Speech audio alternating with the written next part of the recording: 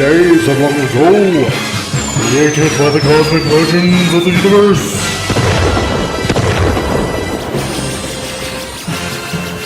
There stands one man, one great man, a man dedicated to preserving all that is good in pop culture. Loved by few, hated by many.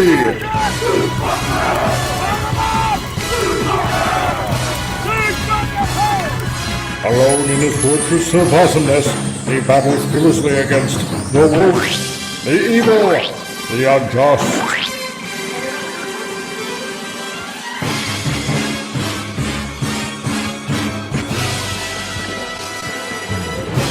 To right that which is wrong, to stand for justice, to serve all mankind.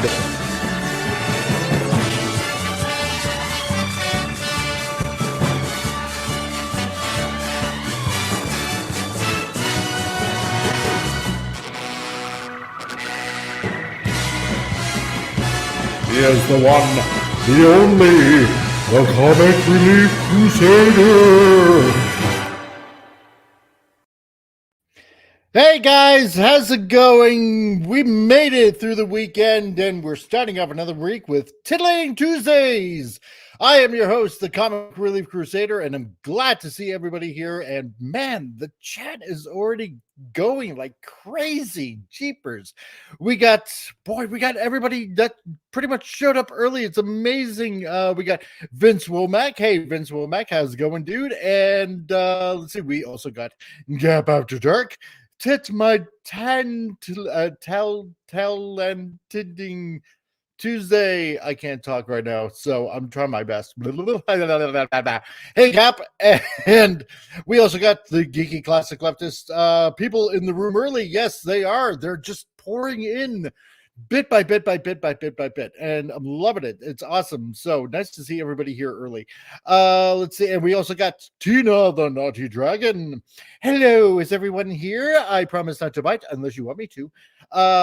Kinky, but we'll see about that. Maybe a nibble. And who else we also got? We got Vince Womack that's over on the Rumbles. Hey everybody on the Rumbles, how's it going? Nice to see you guys. And who else do we got here? We got Sci-Fi Sedan. Hello to you, dude. Nice to see you, man. And we got everybody's favorite trauma warrior, Wendy the Trauma Warrior. Hello, everybody. I'm lurking while doing paperwork. We'll take a break because you're here now. So unless you can't, then whatever. I hope we distract you just adequately enough to make you forget about all the begrudging paperwork that you have to do. So, hey, everybody. And we also got Lenrod. Hail, hail, hail. Hail to you, Lenrod. How's it going, man? Nice to see you going here in the actions. That is the Geekosphere. That is Titillating Tuesday. And yeah, wow, geez. We got a fun show. That being said, let's welcome everybody, shall we? If you're blue and you don't know where to go to, why don't you go where fashion sits? Appion, first one in. How's it If going? you're blue and you don't know Hello. where to go. Hello. I don't know why Music's this one still plays. playing. It is. Because you're first, you get the whole portion. I get double, yeah. Yeah, exactly. So it makes up for Friday because you weren't here first. So you get it Makes twice. sense. It does. But what's going on, everybody in the chat? What's going on, dude? Ready for a titillating Tuesday, like it's Sydney Sweeney. Exactly. How's your weekend been? It was good. The NBA playoffs are on, and I like to watch that. And there was some really good basketball games on. 2 games back to back that were just really good. So I'm glad I got to watch those. And that Deadpool trailer, I'm pretty impressed by what I'm seeing so far. The jokes are pretty solid. The jokes are pretty solid. The Frozen joke, when they're talking about cocaine, do you want to build a snowman? That's pretty funny. I'll never think of that the same now. But, yeah, pretty good weekend. I would love nothing more than to see Hunter Biden just make a snowman out of crack cocaine. That's like, imagine they start using that as like asking people if they want to do cocaine. Hey, do you want to make a snowman?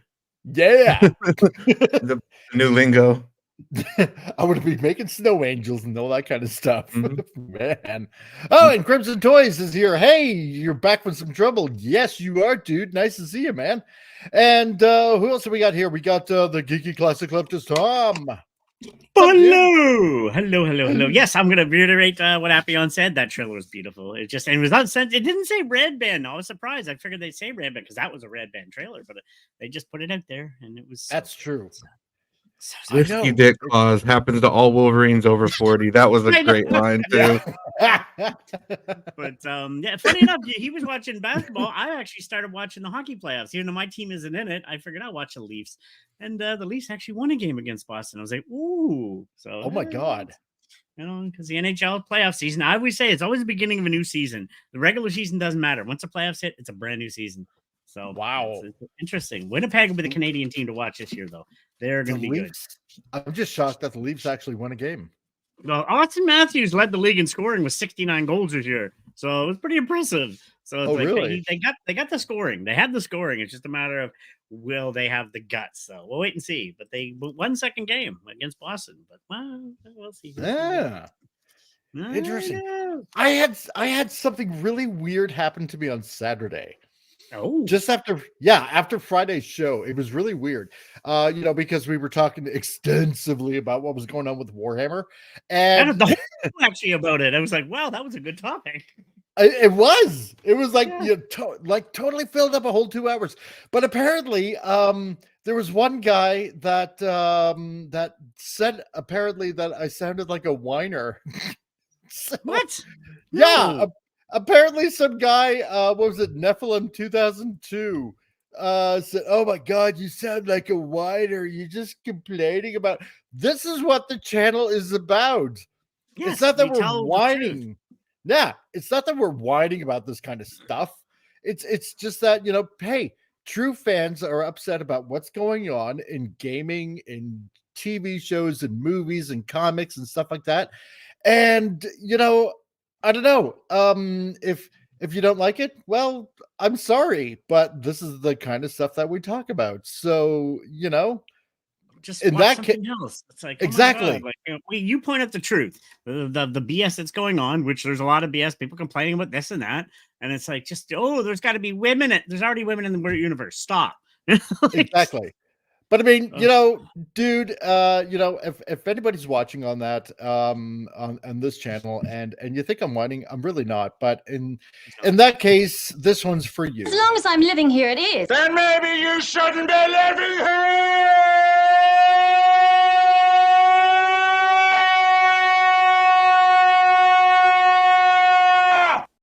Ouch. There we go. Whoa. What was that from now? Does that actually happen in the movie? That has to be edited. Oh, that's slightly edited. I'm like, no way that happens in the movie. What kind of is that Mamma Mia? It probably is. So Pierce Brosnan. James Bond is letting loose. So Mrs. Doubtfire too. Exactly. Mike, it's you won if you won. It's your party. Exactly. Yeah, just whine and complain and blah blah blah. That's sure. But maybe, it's not. Maybe I was it's not whining, no. You're just telling truths. Yeah, exactly. Ledrod, complaining about something and not offering a solution is whining. Friday shows was not whining as solutions were offered. Exactly. Yep. That's what it's all about. That is what it's all about. And hell, Fred Boomer Explorers, how's it going, dude? Nice to see you, man. Yeah. So you know what? To you out there, and hey, Thetazoid, nice to see you, man. Yeah. If you think I'm whining, then hey, that's okay. Then maybe this is not the show for you, but it is for others, and a lot of people enjoy it. So there you go. Majority rules. So there we go. So Neener. Exactly. Wah, boo-hoo. Exactly. So, Vince Womack, the Hell Drivers makers have told those weirdos repeatedly no when they wanted pride flags in the game. Exactly. No, we don't want this kind of crap in the game. Not gonna have it. So there you go. Spread democracy. Exactly. All right. So, you can see me for a sec. I'm gonna say this to the person. Okay. That's all. Oh my God. I don't know. You might hurt somebody's feelings. I know. I know. Well, I don't know. Just Leave Brittany alone! Please! One of the most famous whiners of all time. I know. Classic, yeah. Old school. I know. Whatever happened to them anyway? Him, whatever. I Chris haven't the faintest Crocker. idea. Yeah. I just had to dive deep into the interwebs and just, you know what? I'm going to bring something old back. And that was that. So there we go. Gary Brosmoff, you want to bring a good one back. That's the there's a good one. Yeah. And Simon Dust 64. Hey, how's it going? Nice to see you here. Mr. New Person, I'm glad you're here. And welcome to the insanity that is that channel. So exactly. That's what I'll do, Vance. Yeah, call the ambulance. That's right. I'm gonna have to make a t-shirt of that, the ambulance. So anyway, as we do on every show, we have a segment that is absolutely true that we call Stupid News. Oh, and Stupid News, what do we have going on today? Well, let's see. It always makes me question humanity. It does. So let's see. Oh, we're going to be sharing this today from Stupid News. So this from the Daily Mail, from the health section of Daily Mail. Apparently, a goat in Minnesota tests positive for H5N1 bird flu strain that's on the World Health Organization's pandemic watch list. In the first ever U.S. case, as experts call it, a worrisome development. a ghost. I want to laugh at this, but part of me's like, it's here. It's starting again. I know. They'll lock us in our house soon enough. Oh, God. A goat that caused the bird flu. And, jeez. What is it? What? Remember, what was it? Remember with what was it, mad cow disease? I had to call a whole bunch of cattle. That was unfortunate. It's totally unfortunate. Yeah. So and then a few years ago, especially that scare in Toronto, was the whole bird flu that nobody really caught whatsoever. And now we got goats catching bird flus and stuff like that. So yeah, you're right, Vince. Yeah, it must be election season. So it's the only time when stuff like this happens. So Dormammu, well, that blows goats. Yeah, it does. So, wait, what? No. Now you don't even catch bird flu. Now they drink from the same place, or they don't even goats don't even eat meat like that, do they? I don't know. I thought they just eat grass and shit. Well, I'm thinking that goats will eat anything they possibly want to. Probably. Yeah, they've been known to eat trash cans and pans and weird things, and goats are weird. I've never owned a goat, so yeah, don't have any personal experience. And no, not really. And Phantom Boober, yeah, mask your goats now. Exactly. Yeah, and I will. I'll just get sauce all over the helmet. Yeah, that's right. So, yeah, it's bird flu time again. So, yeah. So shack up your farm animals. You don't know what's going to end up happening. Yeah, apparently this I guess we have to get very worried. So how does you know what? I don't know. I'm just calling shenanigans on this one. So. Yeah, I'm with you on that one. Yeah. Wait, we in the birds. Yeah, right. It's your goats. That's right. But they like to chase the humans. And they like to bounce around. They look so cute, baby goats. They bounce around like doing, doing, doing, doing. It's like, you're so cute. That's true. You know what? That's true. Yeah. You're gonna have to isolate them, and we from all the billy goat and all kind of stuff. And yeah, I thought, oh my God, really only Minnesota. Right, we gotta keep them away from Tina. She's a dragon and she eats them. Dragons eat goats, at least they used to. Oh, that's right. Exactly. Yeah. Careful, so Tina, no more sacrificial goats to you, Tina. No. Like that poor goat in Jurassic Park gets fed to the T-Rex. Yeah. Where's the goat? Yeah, exactly. Oh, but it should be okay for a T-Rex because apparently, allegedly, birds descended from like chickens and stuff like that. Apparently, descended from T-Rexes and stuff like that. So this should be fine, I guess. No, Yeah. true. Yeah. So, Phantom Boober, yeah, wear protection when you have bird sex. Yeah, warn cousins. Especially down the south. Wheat. They hate when the goats push back. Yeah, exactly. Oh my god! But I thought, yeah, this is just too stupid to share. And another one here that I just happened to find. This is really weird. So this from the New York Post. Apparently, allegedly, and this is in their sex and relationships section. Apparently, women are paying $500 to get salmon sperm injected into their vaginas to boost their sex lives. What? So, yeah, an O shot to help with their floundering sex lives. Apparently, they're paying $500 for salmon sperm to give it a little bit of oomph, so to speak, a little bit of kick. So, wow, what the hell is that supposed to do with it? What the? Don't know, but let's put fish where it smells like fish. No, I'm sorry, ladies. I don't mean that always, but yeah, what the hell? Oh my God, Vince. Yeah, that explains the smell. No, not all women smell like that. I've been with women. No, that's very interesting. Simon, you've been warned, and welcome to the weirdest show on the interwebs. So, yeah. Exactly. You've been lured here under false pretenses. So there you go. Welcome to the channel. Lenrod. So women's that are well past their prime trying to make themselves desirable again. Well, that's what happens when you put things off, to maybe 30, 35 years old. I'm thinking probably that could be it. There's some beautiful older women out there. That's true. Exactly. Tina says, yeah, ends up getting turned on swimming upstream. I mean, look at Elvira. What's her real name again? It's Cassandra something. What's her real name? The one who plays Elvira.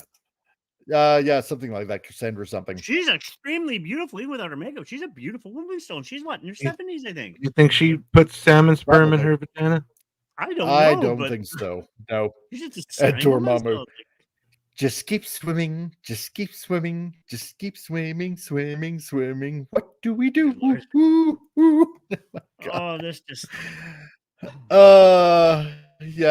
It's easier to find Dory by the smell. So, frick. I identify as a salmon money. Yes, I'm with you on that one. I now identify as a salmon. Let me in there. Yeah.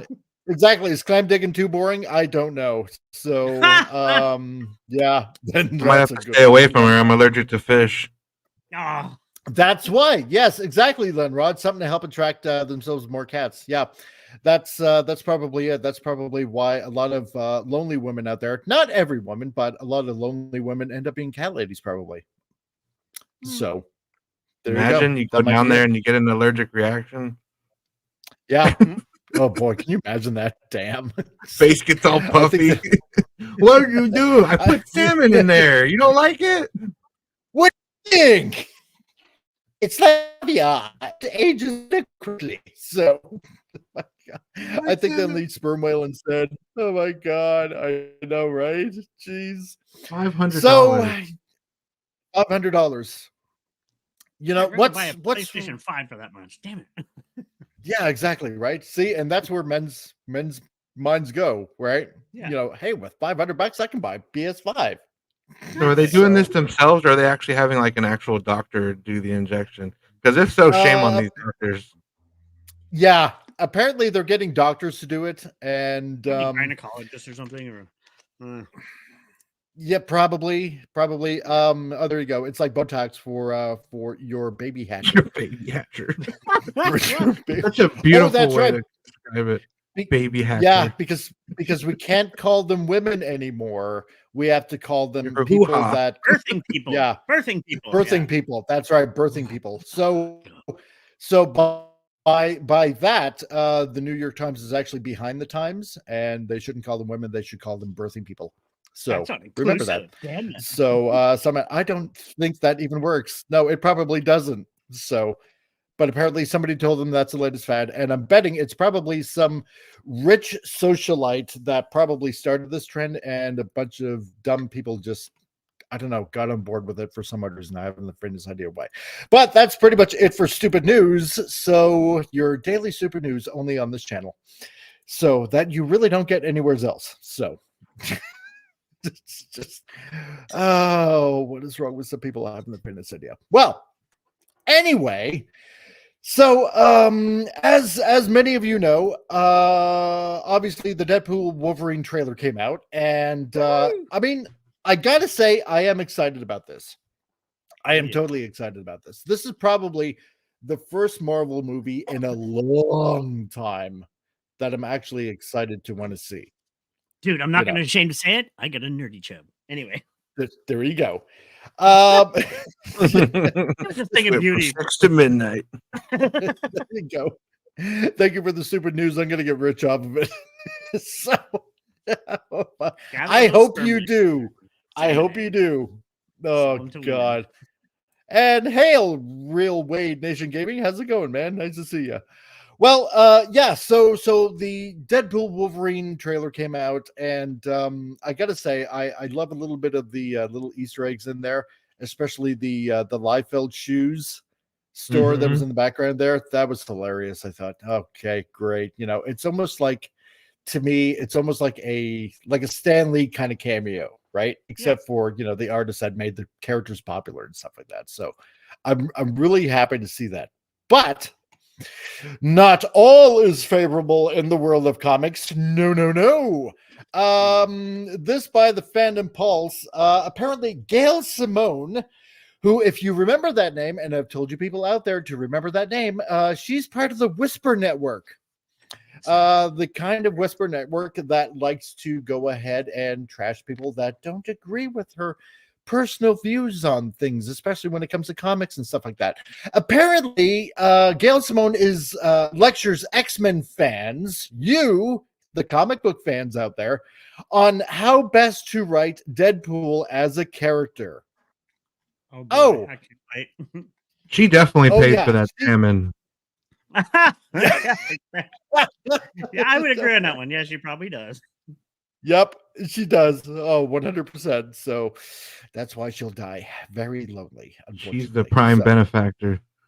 Oh, God. Yeah. Tell me about it. Keeps the lights on. Yeah, exactly right. Oh, my God. Well, if you don't like it, don't read her book. That's what she says, right?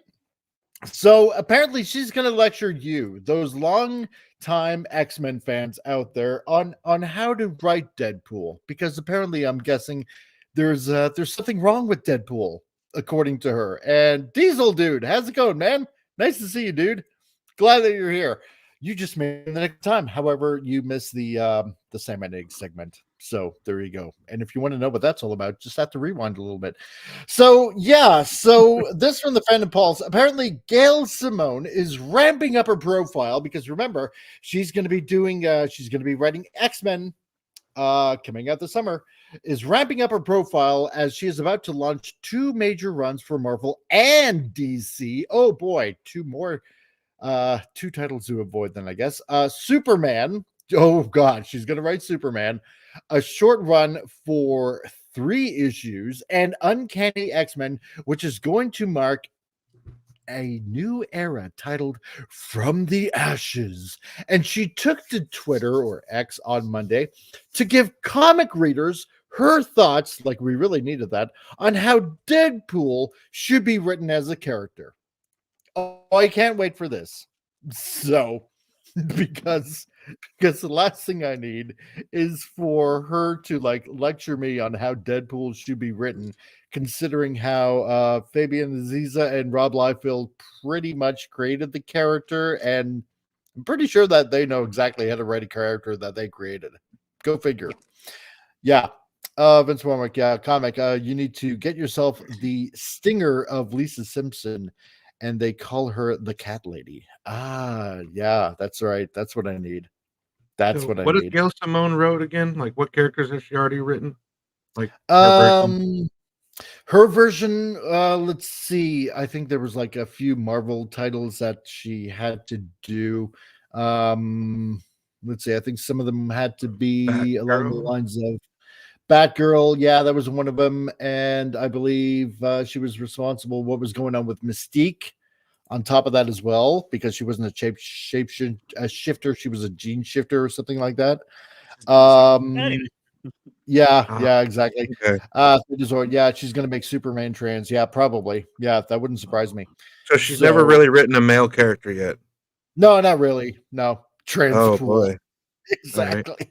Because they know It's gonna Deadpool's be trans bisexual pool. to begin with. How can that shouldn't that be on her side? Like, what is she going to change? Like, You think so? Well, we're about to find out. So the X-Men relaunch is being met with mixed reactions by fans ever since editor Tom Brevoort announced that the message is the premise, and derided fans who would be critical of X-Men becoming a launching platform for leftist identity politics.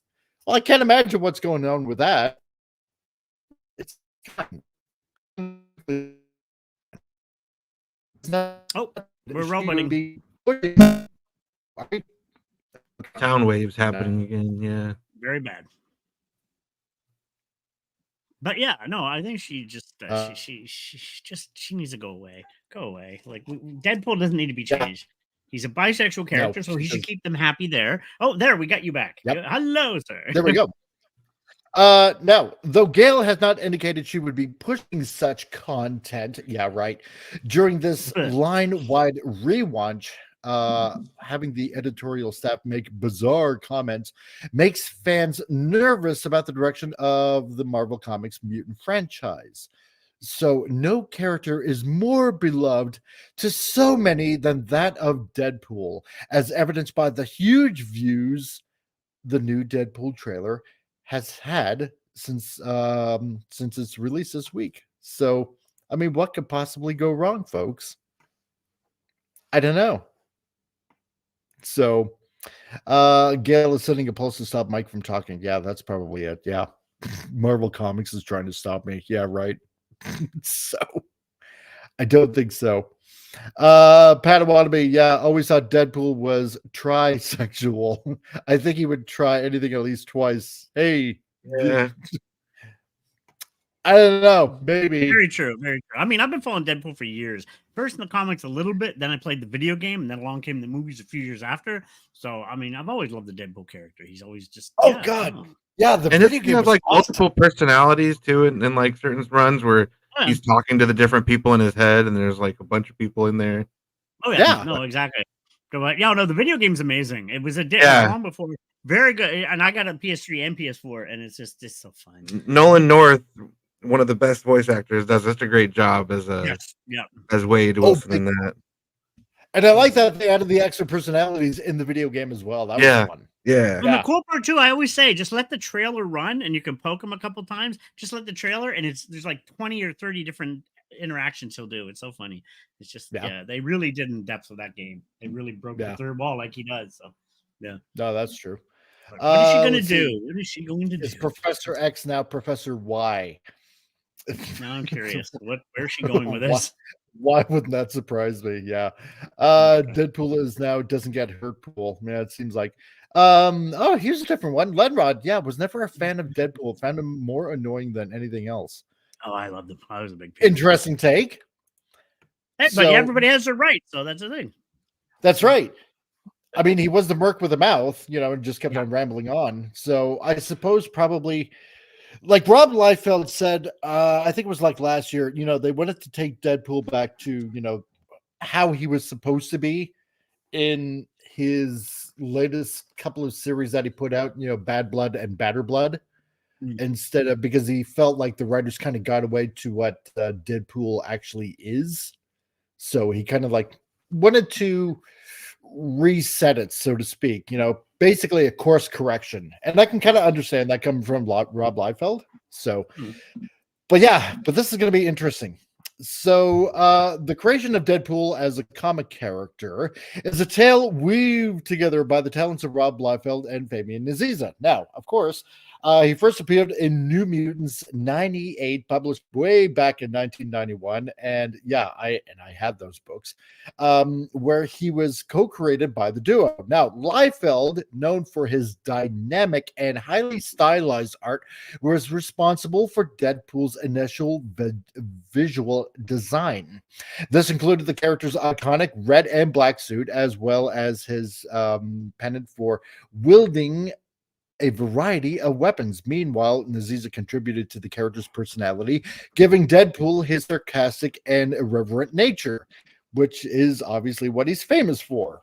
So, and it was fantastic writing, and it just shot off like a shot in the dark, basically. So, and Simon, I don't know anything about Deadpool. Well, you're about to. Or, you know what? My suggestion would be, if you can, try to find a lot of the older comics and start from there. Yeah, start from New Mutants 98 and just go from there.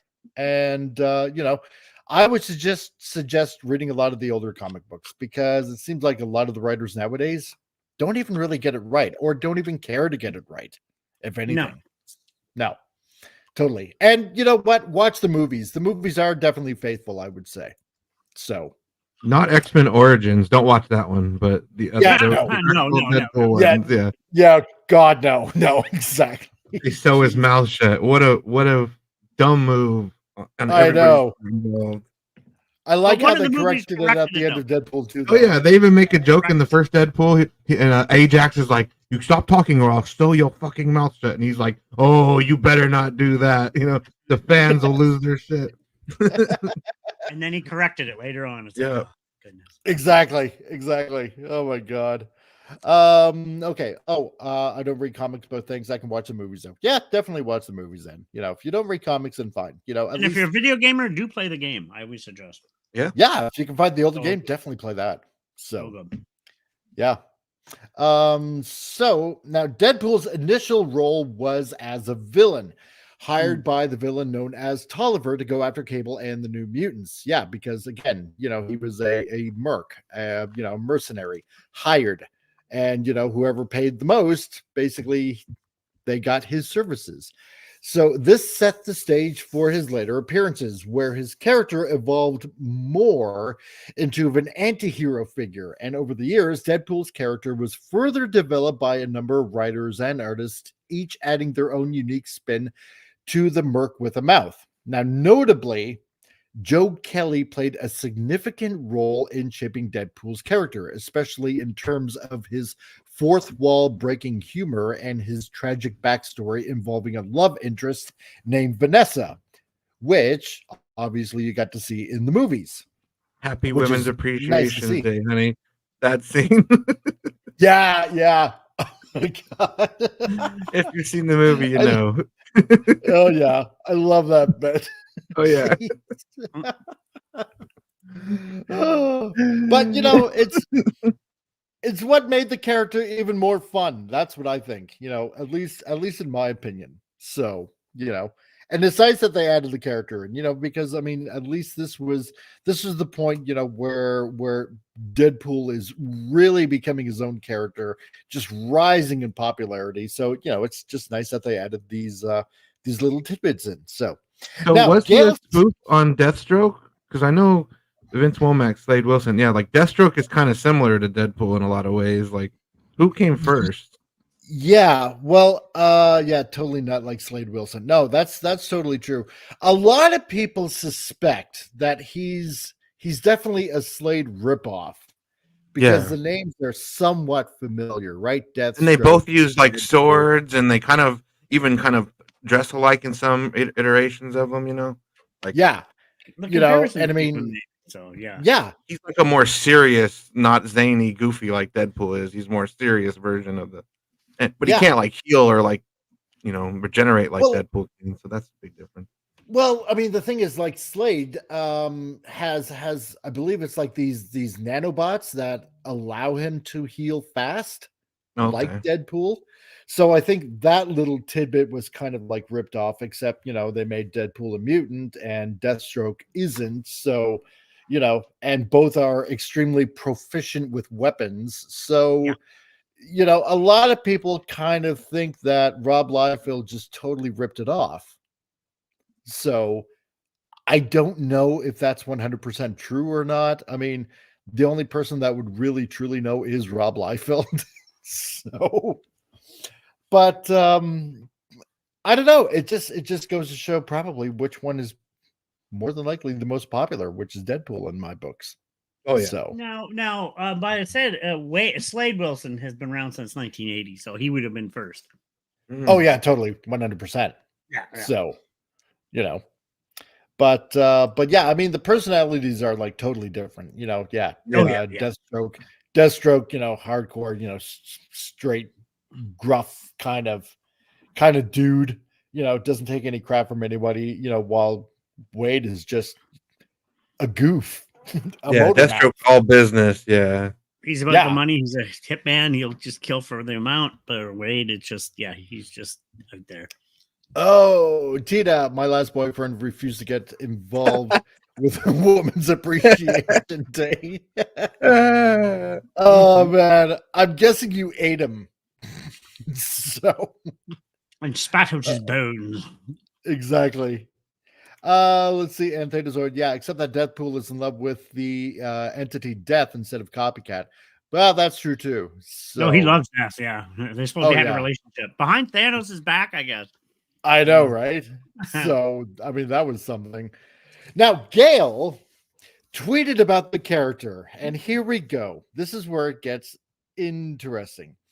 Here is my central core thought while writing Deadpool. It is no secret that I don't like endlessly zany Deadpool. He was described as a serial killer Daffy Duck to me early on. That's the version I don't care for. Oh, really? Okay. She continued, I also don't care for the endlessly bleak, nothing matters, kill everyone Deadpool. I think that could be a thousand other characters, and it's far from the magic potion that makes Deadpool fun. Okay, you Killjoy. So obviously she clearly doesn't like Deadpool for Deadpool the way it is. Yeah. Everything about Deadpool she doesn't like, but she wants to write him. But she's going to correct it.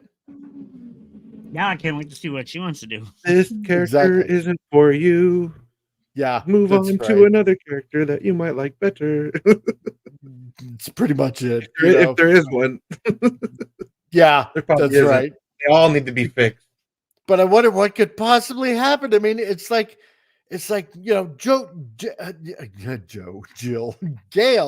Gail probably has some fantastic ideas, I imagine, in store for her.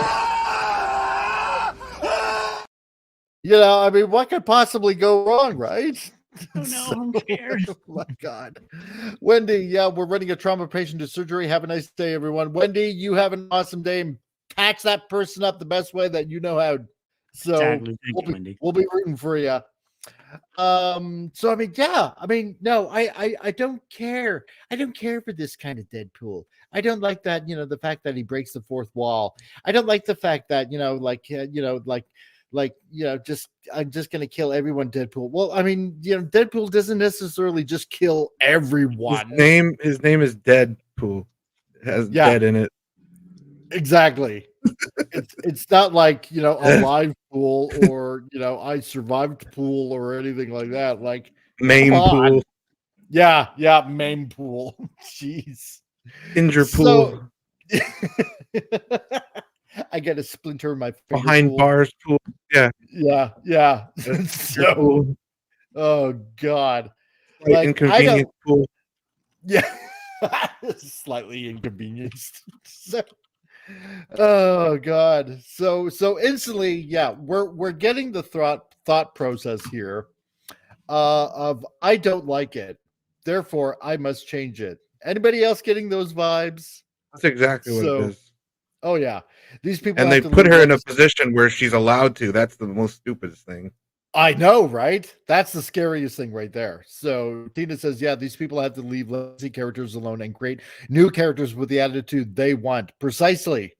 That's the name of the game. Create a character with the attitude that you want and see if it flies. It's as simple as that. It's not like it's a hard formula to come up with. So Like, what she further. Oh, sorry. Go ahead.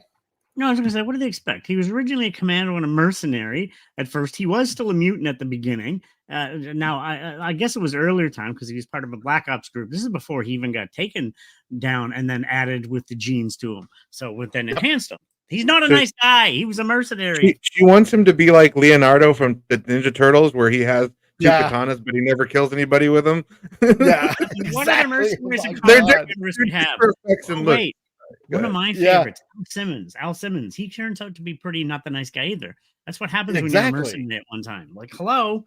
Those swords are just for those are plastic katanas, high quality plastic katanas. Plastic katanas. That worked too perfectly. I had to say it. Oh my god, it did.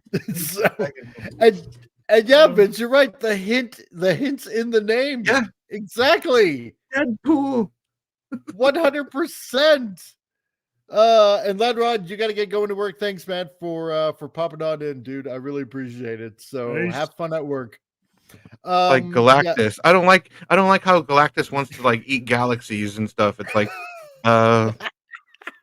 who should tell him the name's Galactus? It's kind of what they do. It's in the name. The name's pretty self-explanatory, lady. I mean, he's exactly. Not cuddly pool. He's like I like that one. Peaceful protest pool. Yeah. Exactly. Oh, God. And he could just get ran over and over again. Yeah. Simple as that. Roadkill pool. He sits in the road while people are trying to go to work. Oh my God. It's just so stupid. But she goes on to say, so Deadpool is a subverted version of both of those. He is a goddamn loudmouth whose humor comes from tragedy, but he's so endlessly high energy that it saves him from being insufferable and dreary, and also so internally sad and broken that he's not a constant punchline. Oh, okay. So this is what we're gonna go for. This is what I'm suspecting what he's gonna do, right? What Gail is going to do. Okay, so now we're going to have to totally reinvent Deadpool, and everything's going to have to be. We're going to have to break him. We're going to have to break Deadpool, and now all that humor is going to go out the window, and it's going to be nothing but tragedy, and I don't know. Let's see, endless depression. And oh well, maybe I'm not the merc with the mouth that I thought I was. And because this is what it's sounding like now, right? No more punchlines. Wait. I got to figure it out. I got to figure it out. Think about it. Remember, we're not supposed to be happy and have laughter because that's too much of a right-wing thing or whatever. It's like, no, we can't do that. That's right. Exactly. Yeah. We can't enjoy things anymore. So wouldn't the original Deadpool, since she said he's dreary and really depressing, wouldn't that be like perfect for what she wants? Didn't she describe him as like always, insufferable and dreary? Yep, that's right. So yeah, apparently this character, a male character to this full-blown feminist, because she is full-blown feminist. Yeah. So this character that is insanely popular, this male character, this X-Men universe male character, can't be happy anymore, and can't be the go get him kind of attitude or anything like that anymore. So I'm guessing basically she's going to write him in such a way that everything's going to be a tragedy. Everything is going to be sad and broken in his life. There's going to be no more punchlines, no more little breaking the fourth wall kind of humor. No more rambling out the mouth kind of Deadpool. It's going to be sad and dreary kind of Deadpool probably from now on. Wait. More than likely. That sounds like what? Al Simmons? Oh wait, that character already exists. Go away, lady. Yeah, exactly. And hail, Daniel Barr. How's it going, man? Nice to see you, dude. So, an afternoon to you too. So yeah, this is what I'm thinking, where she's going to be taking Deadpool, the Deadpool that we all know and love. So, because we can't have nice things anymore. No. So, she goes on to say, that's the recipe I like. The recipe I like. So everything is about me, and what I like, right? They get it right in the movies. Well, yes, because what they wrote in the comics transferred perfectly over to the movies. And because obviously Ryan Reynolds is such a big Deadpool fan, he took what was originally in the comics and transferred it perfectly into the movies. So that's why they got it right, right? She says, take away the cancer, the death, the pain, the tragedy, and it's a nonstop quipster that would wear on the nerves fast. Take away the enthusiasm. Yeah. Take away the enthusiasm he has for even the goofiest shit, and you have an empty, whining ghost. You can literally say this about any character in anything. Yeah, pretty much. Yeah, anything. Oh, take away everything that makes them a character. They'd be a pretty boring character. It's like, yeah, that's what all those things are there for. Exactly. That's right. Exactly. It's called character development. Yes. That's but you can't have character development. No, everybody needs to be a shell of a human being. So, because they have to fill it up with the message. That's what it's about. She added, all the best Deadpool jokes are about 30 seconds and a change of perspective from being tears. Wow. What? Yeah. Hey, Dark Helmet. How's it going, man? Nice to see you, dude. So Vince, so basically just like her. Exactly. Yeah, exactly. That's right. Spider-Man with Uncle Ben wouldn't be Spider-Man. Precisely. Right? Without that tragedy that happened, Spider-Man wouldn't be Spider-Man. Yeah. So, a canon event, as Across the Spider-Verse would call it. Exactly. Right? Phantom Boober, I stopped reading comics in the mid-70s. How did this batshit crazy woman get a position of power in the comics biz? Because they just keep everything low-key. Everything about them, they keep it very low key. And then once they get into a certain position of power, then they finally let loose with everything and everyone.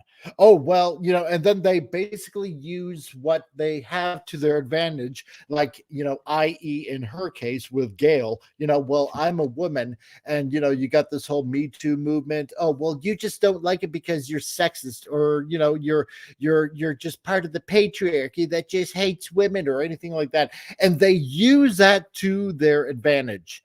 And then once they use it to their advantage, once they can't really be ousted because anybody that ever comes up against them, well, then they must be just an evil person. Then they start inviting all their buddies in. And that's how it's done, by subversion. Yeah. That's essentially it. Thetasaur, it's the way of these types that have to say a lot while saying exactly nothing at all. Precisely. So, Tina, I guess Deadpool will be African-American women that bisexual that has no problems in life. Exactly. That's probably be it. Yeah. Oh, that's right. Because we got, what was it? We got Lady Deadpool on top of that as well. So we'll probably find out that she'll replace the actual Deadpool. And, just magically somehow she'll be bisexual and a woman of color and probably, hey, why not add transabled on top of that as well? So they could have the blind lady, his like roommate, become Deadpool. Yeah, exactly. Right. The one he wants to make a snowman with. That's right. Exactly. I love that line. I know, Kevin Feige. That was the one thing Kevin Feige said we can't do. Exactly. Oh God.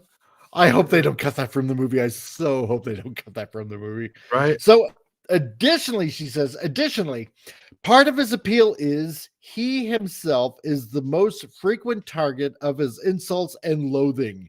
If he makes fun of himself, it stings less when someone points out what a miserable existence he leads.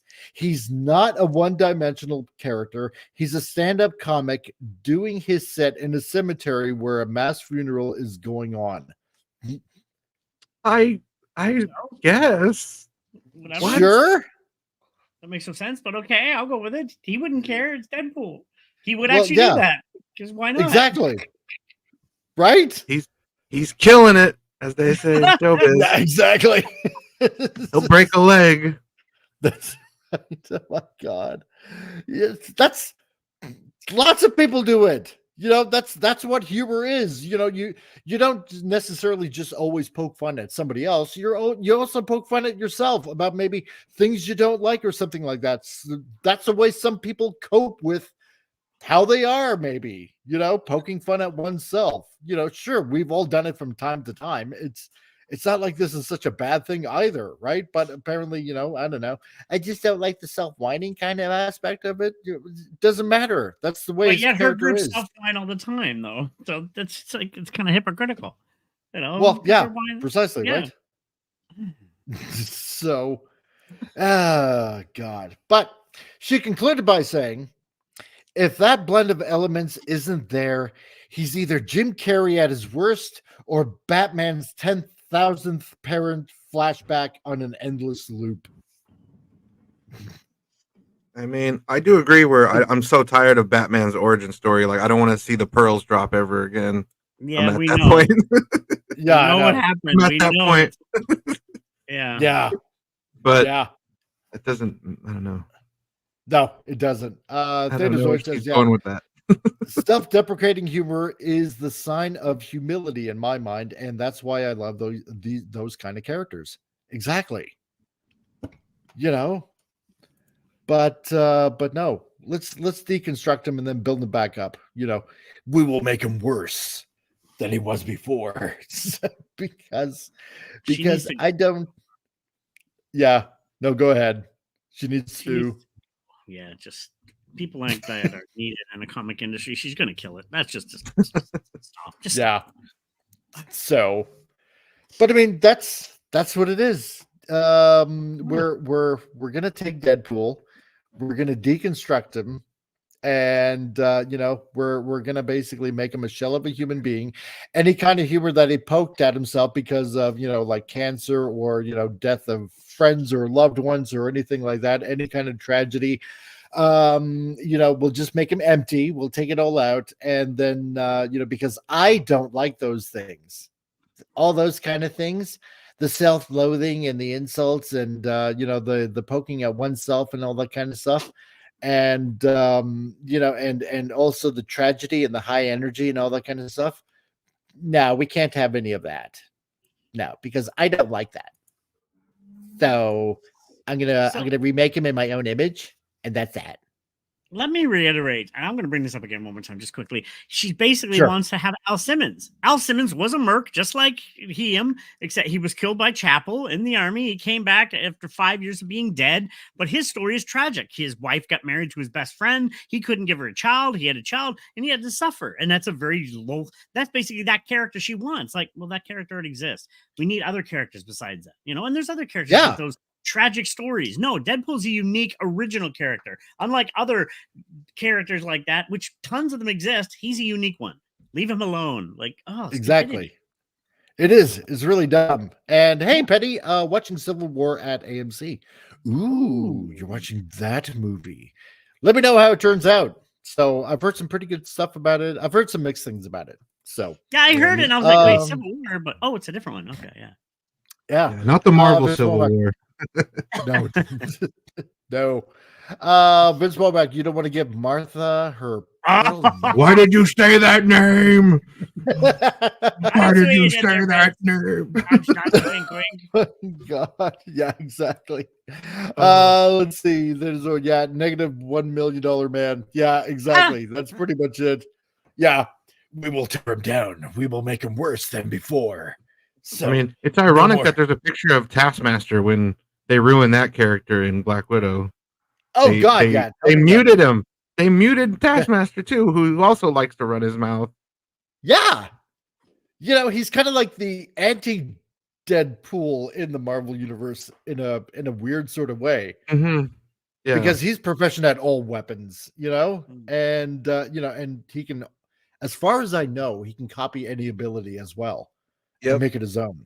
So yeah, and they had to switch that around too. Like, I was so hoping for him but no, we had to change that up in the Black Widow movie. God, I hated that. Jeez. Look what happened when you shut his mouth in a certain film that we won't mention. It flopped. Well, that character flopped in that film.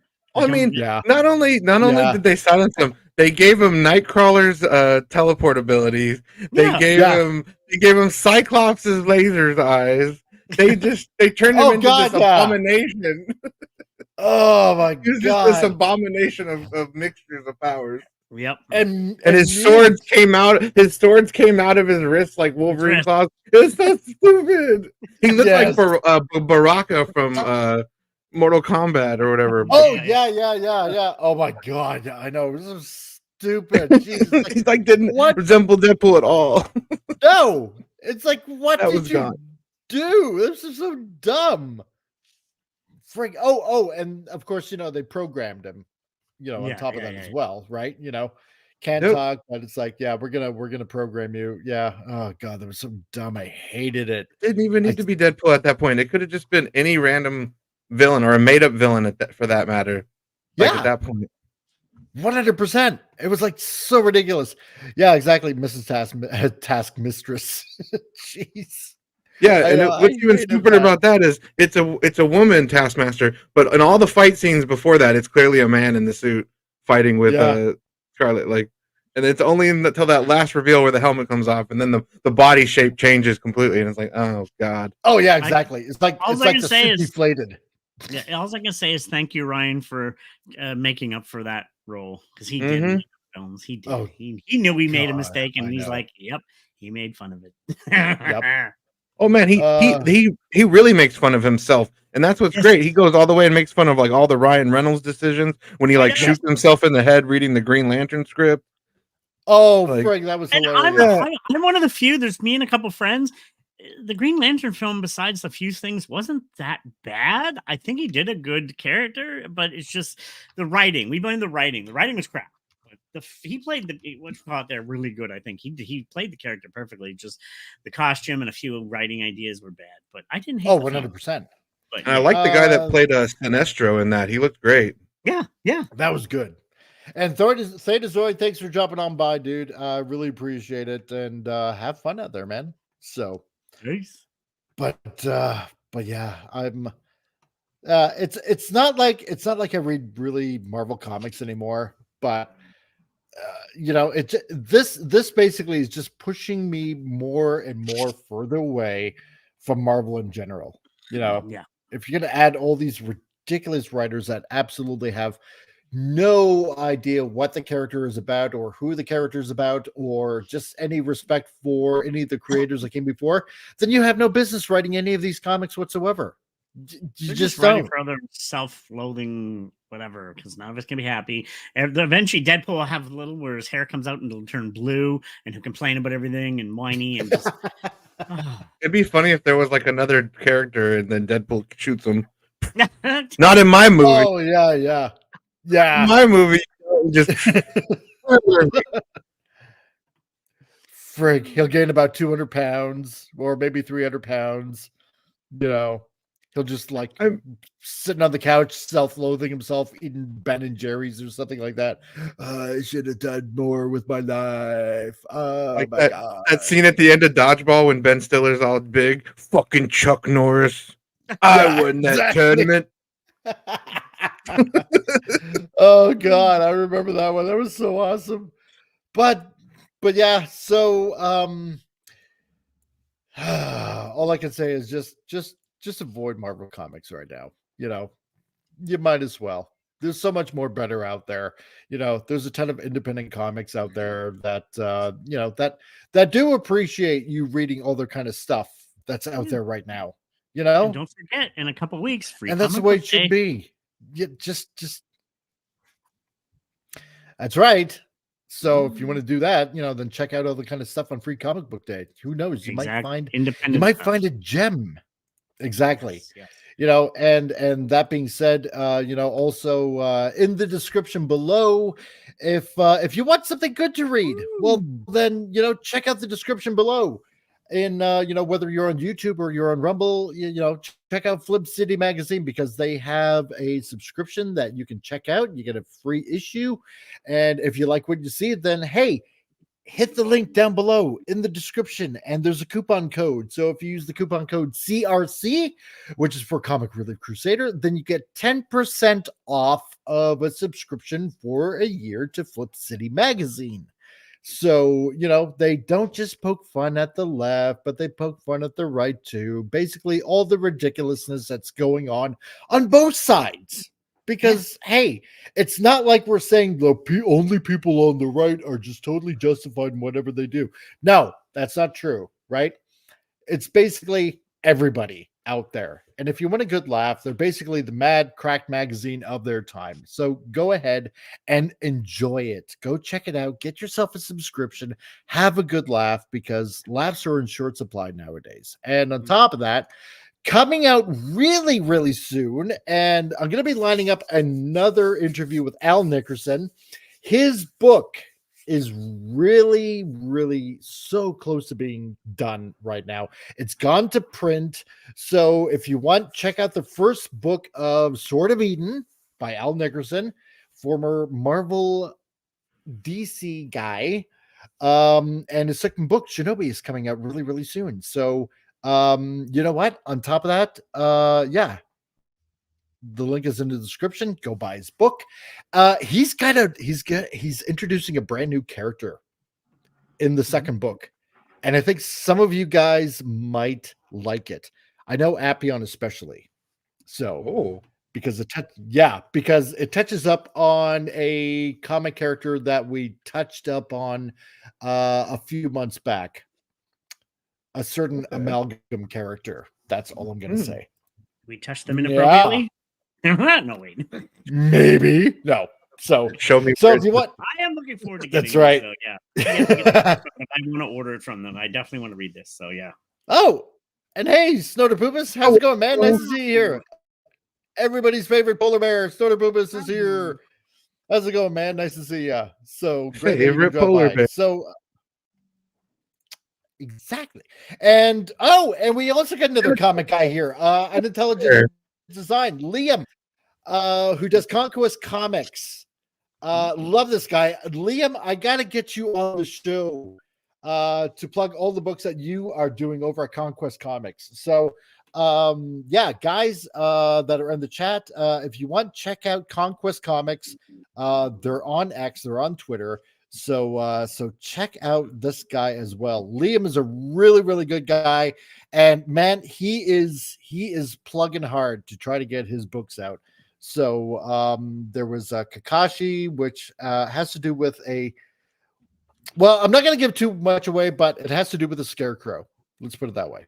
And then he has another manga type of how should I put it to a close comparison? It's kind of like Link in Zelda.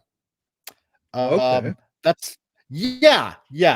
I'm trying to remember what the name of the book is called. So sure thing, bro. Yeah, totally, 100%. Yeah, they make awesome stuff. They're making really, really awesome stuff over there.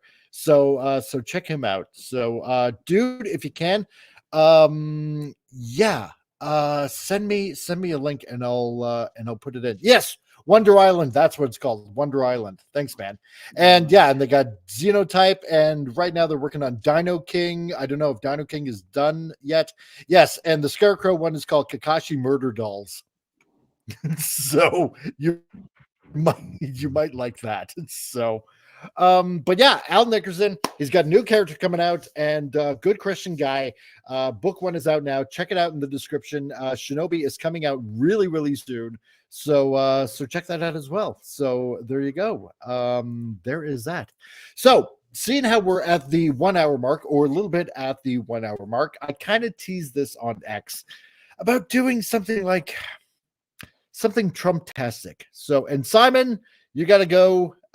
Thanks a lot, man, for dropping on by. If you want, hey, stick around for a couple of minutes. Then you get to see the commercial. So here we go. It's commercial time.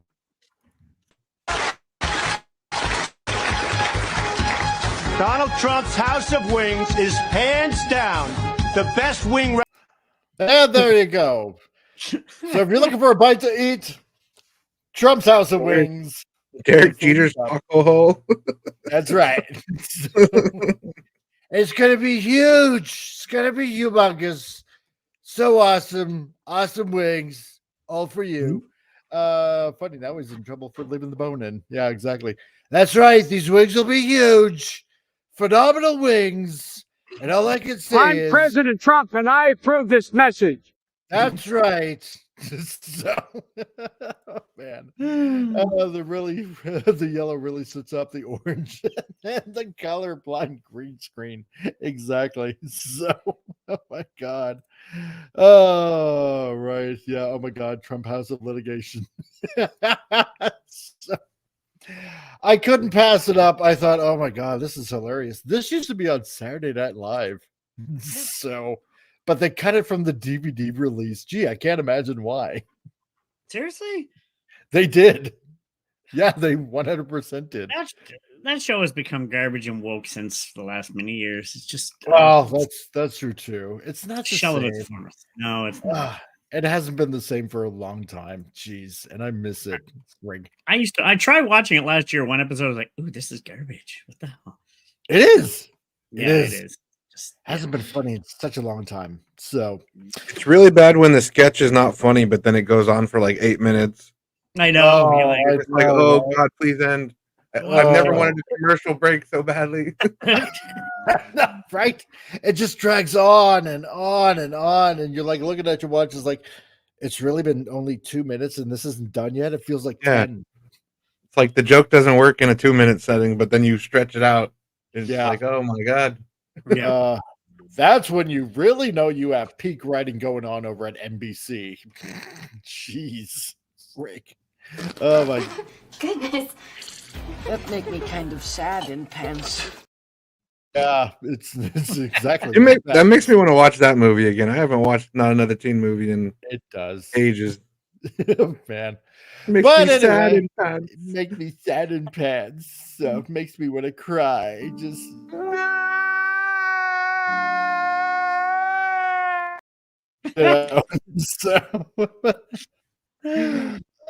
when Saturday Night Live used to be fun, Frank. I remember that one skit they did. The what was I'm trying to remember the whatever. Anyway, on to we'll just get to the next article because I can't exactly remember the other skit cartoon that they had. So anyway, yeah, you're right.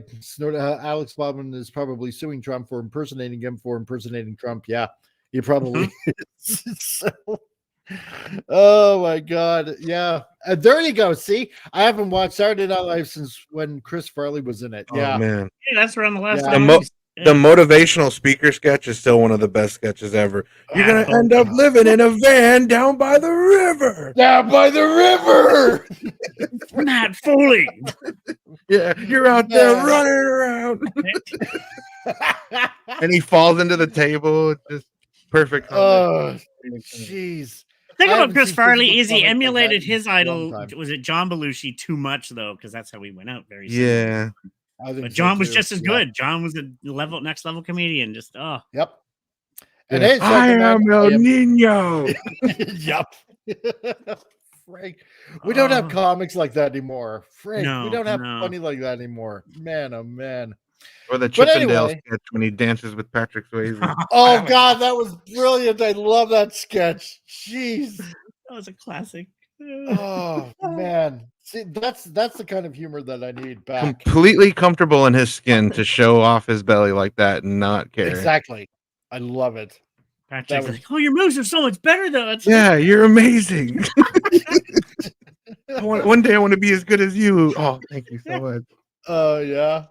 Fat man Yeah. in a tiny coat. Frick, I love that movie. Jeez. Tommy Black Sheep. Oh yeah. All classics. But anyway, seeing how we talked about North American entertainment, we're seeing a stand in Japanese anime. That's not going to be kowtowing. See what I did there? No. To the North American kind of swagger that that Hollywood thinks that they have on other countries. So, and I found this article rather interesting. This from Bounding in the Comics. Naruto and Bleach anime studio president rejects idea that anime should conform to Western standards. If you make animation with that in mind, it will be increasingly boring. Preach. Yep. Man, it's about time. Thank you. Someone had to say it. You. That's right. And that's why Japan will always be superior. So, at least to me. So,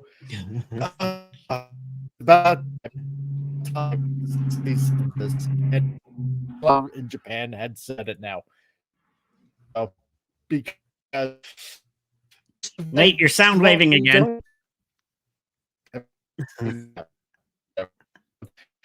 Yeah, this is why nobody reads Marvel comics anymore. This is why nobody's reading DC anymore. This is why nobody's reading IDW or probably even Dark Horse. This is why manga for years now is outselling anything North American made. This is why I think it was like over the past weekend. Exactly. This is why the spy they push the envelope. Yeah, they do. But this is why the Spy Family movie that came out by Crunchyroll over the past weekend, it hit number 4 in theaters. Ooh, nice. Number 4. Like, forget the top 10. This made top 5. Right? And like Penny was saying earlier, she was going to see Civil War. I believe that made number 1. But I mean, they tried to re-release what was the 20th anniversary of Shrek 2 and other stuff like that. But an anime is beating out like a lot of the films that are coming out now. And why? Because it's none of the garbage that's in a lot of cartoons that are out now. Nobody wants to watch this garbage anymore. Nobody. Yep. This is where the creativity and the love is. Thanks, man. Yeah, sorry. Go ahead, Happy on. No, this is where the creativity and the love is. Like they came out with a anime about a guy with a chainsaw for a head, literally like a chainsaw person, and people, rallied behind that character and really liked it. It's like that's creativity. Like you've never seen a chainsaw man before, but they did it and it's popular. Like exactly, it's a chainsaw guy. Like it's just interesting shit like that, like full blown creativity and like having fun with what they make and not, who are we going to offend by this with this character or this thing. The Japanese have started a lot of things like Battle Royal. If anybody's ever seen that, they said whatchamacallit was based after that. I think it was I forget the North American Hunger Games. Yes, exactly. There's a movie called Funky Forest. It's out there. The Japanese just don't care. If you ever watch it, you'll be like, should I be on drugs watching this? It's mess. But the Japanese just don't care. They will take their crate. Well, Funky Forest is way different. It's whoa. But the Japanese just do the most amazing things. And anime is no different. They're willing to push the envelope. Always exactly. Exactly. Crimson Toys. Yeah, looking forward to Yamato Forever Rebel 31.99.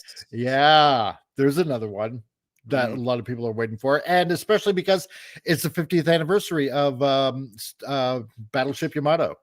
That's out this year. On top of that as well. So but no, nobody buys the garbage anymore that Hollywood is peddling.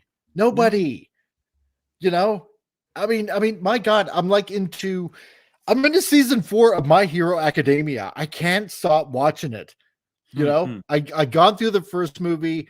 I'm like into season 4 and I can't stop watching it. I started like years ago and it's just, it's like what Appion was saying earlier. I mean, for God's say they put an anime out with a guy with a chainsaw for a head.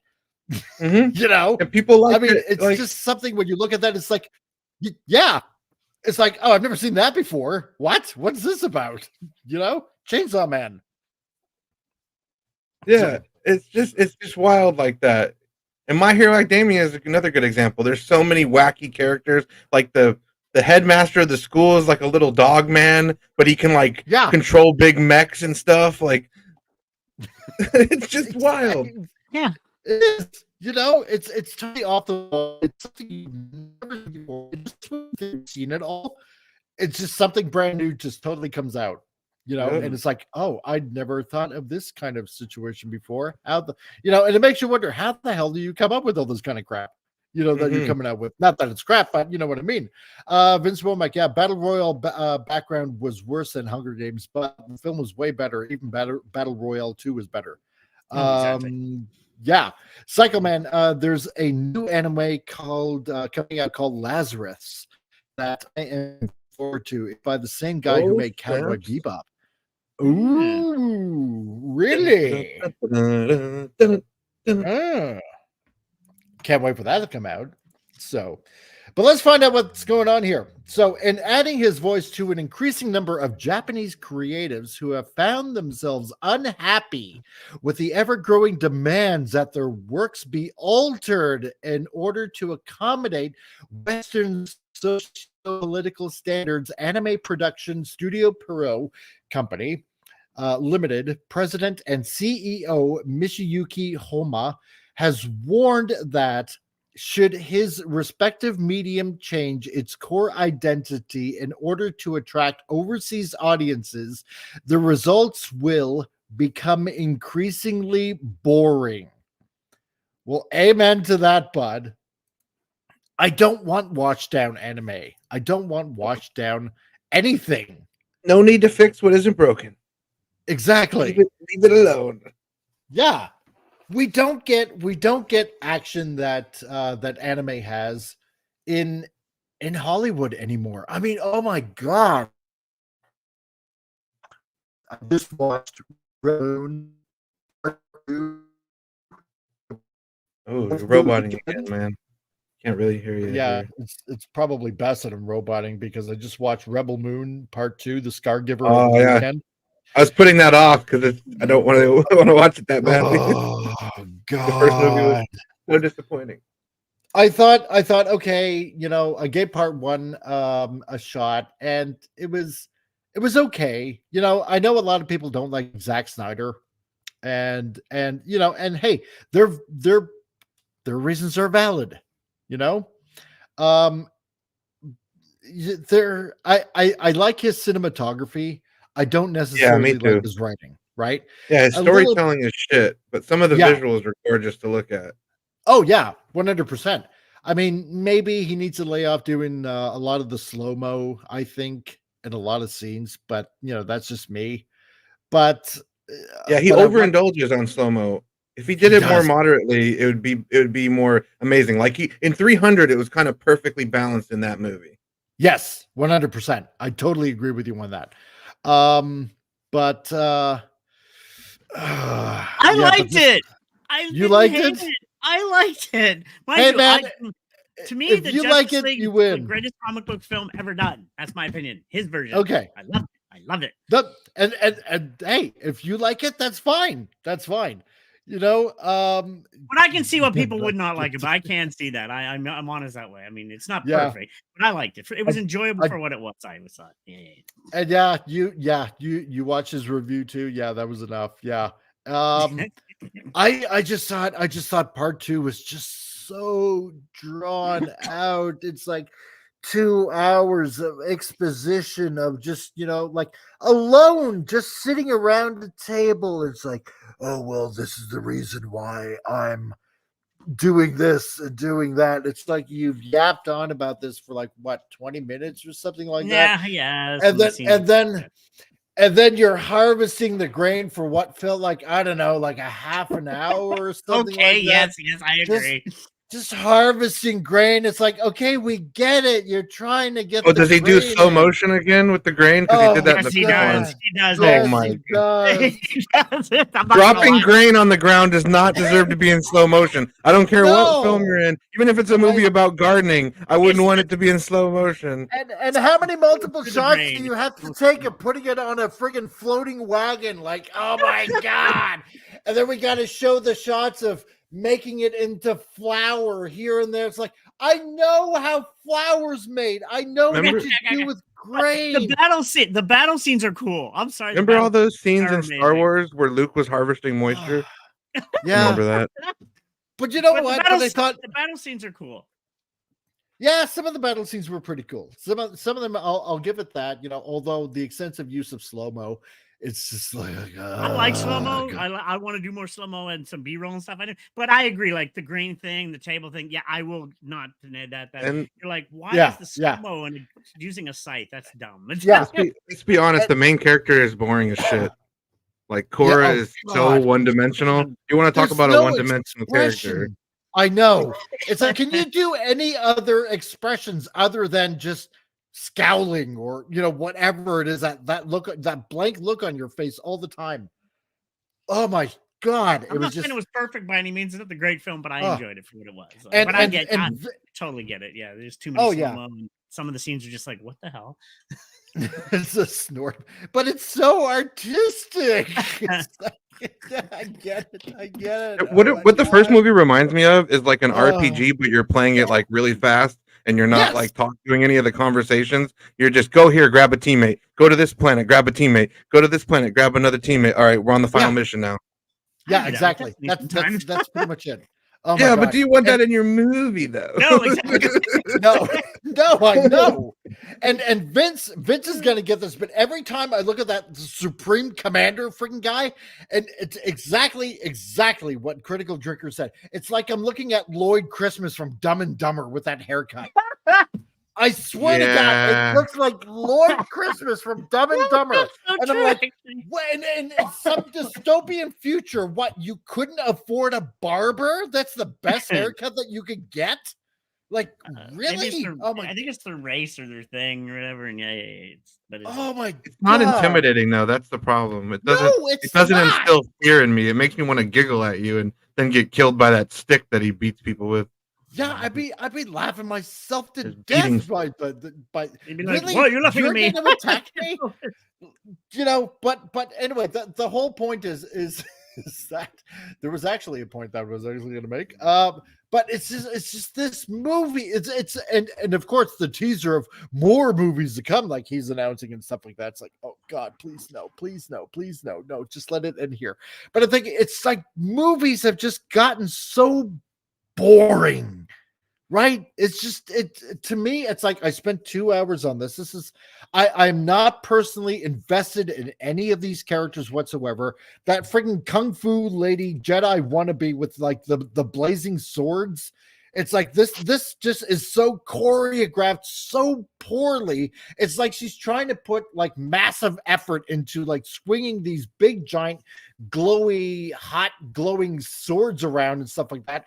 It like it was just it's like it was cobbled together with like B-roll actors, right? Especially with Ninja Lady, that ends up dying anyway. But it's like Spoiler. Spoilers. I don't I was care. gonna Don't watch watch it. Don't watch it. Just don't watch it. She was my favorite character. That one scene she was in really touched me. But I was not. I'm thinking while I'm watching this, I'm not personally vested in any of these characters whatsoever. Nope. I don't care if they live. I don't care if they die. I don't care about any of it. There's one brings me character I back- care about. Anthony Hopkins' robot.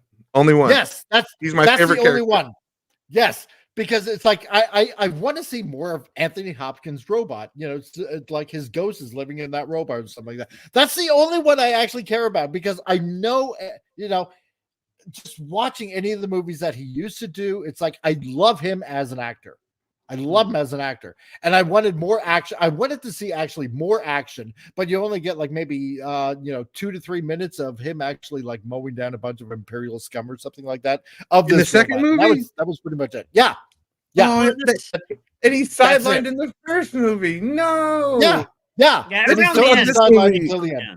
Yeah. I thought They this do- movie was going to be more of his movie. They Damn. do Yeah. redeem him a No. lot at the end, but yeah, it wasn't enough though. I agree though. It should have been more. Oh man. But that was the only character I really wanted to see was Kick-Ass Robot. I was almost gonna say Anthony Daniels. Yeah, because no, it's that not. was It's when definitely he not delivers Anthony the Daniels. when he delivers the backstory at the beginning. That was kind of good. The narration and the world building, and it kind of invested me. And then like it kind of went downhill for me after that because it's like that was interesting, but then you don't really see the interesting stuff that was No. described to you. Really, You don't. you only see like You a don't. couple planets, and it's like really limited. Yep. And yeah, Star Wars failed on that first. The First Order is a joke. I can't even remember the name of that incompetent baboon. Yeah, exactly. Oh, General Hux? Him and David Tennant bought from General Hux. Yeah, him and David Tennant bought from Ahsoka. Need to show together. Yeah, I'll give you that. Yeah, but that's the whole point, right? Watching this film, it's like I don't, and I'm literally saying this to myself. I don't care about any of these characters whatsoever. But going back to anime. When I'm watching any kind of anime, yeah, I know that's it was a very interesting segue. So, but going back to anime, it's like like I mentioned before, like I'm into season 4 of My Hero Academia. I'm actually caring about these characters. Like I'm thinking like oh boy, okay, with All Might, he's like probably at the end of his life. I don't want to see him go, right? Because I mean he's a great mentor to Deku, to Duke, and all these other like young heroes growing up and stuff like that. Or if I'm watching like Akira, like my first anime that I ever bought, right? You care about Kaneda and Tetsuo and all that kind of stuff. Or, anime has that. They Krillin. have these memorable characters or when villains. Yes. when Frieza kills Krillin, when I was a kid, that was devastating because they made it seem like it was permanent too, and it's cruel. Frieza's taunting it. Watch as I blow up your friend. No, you won't come back this time. And yeah, I remember as a kid that was I'll always remember that. Big time. It was a death of a cartoon character. It is. Or even going further than that, you're watching Gurren Lagann, right? I love Gurren Lagann. And when like halfway through the series, when Kamina dies, it's like, oh my God. You just like, I love this character, and you just kill him off like that. Like, what?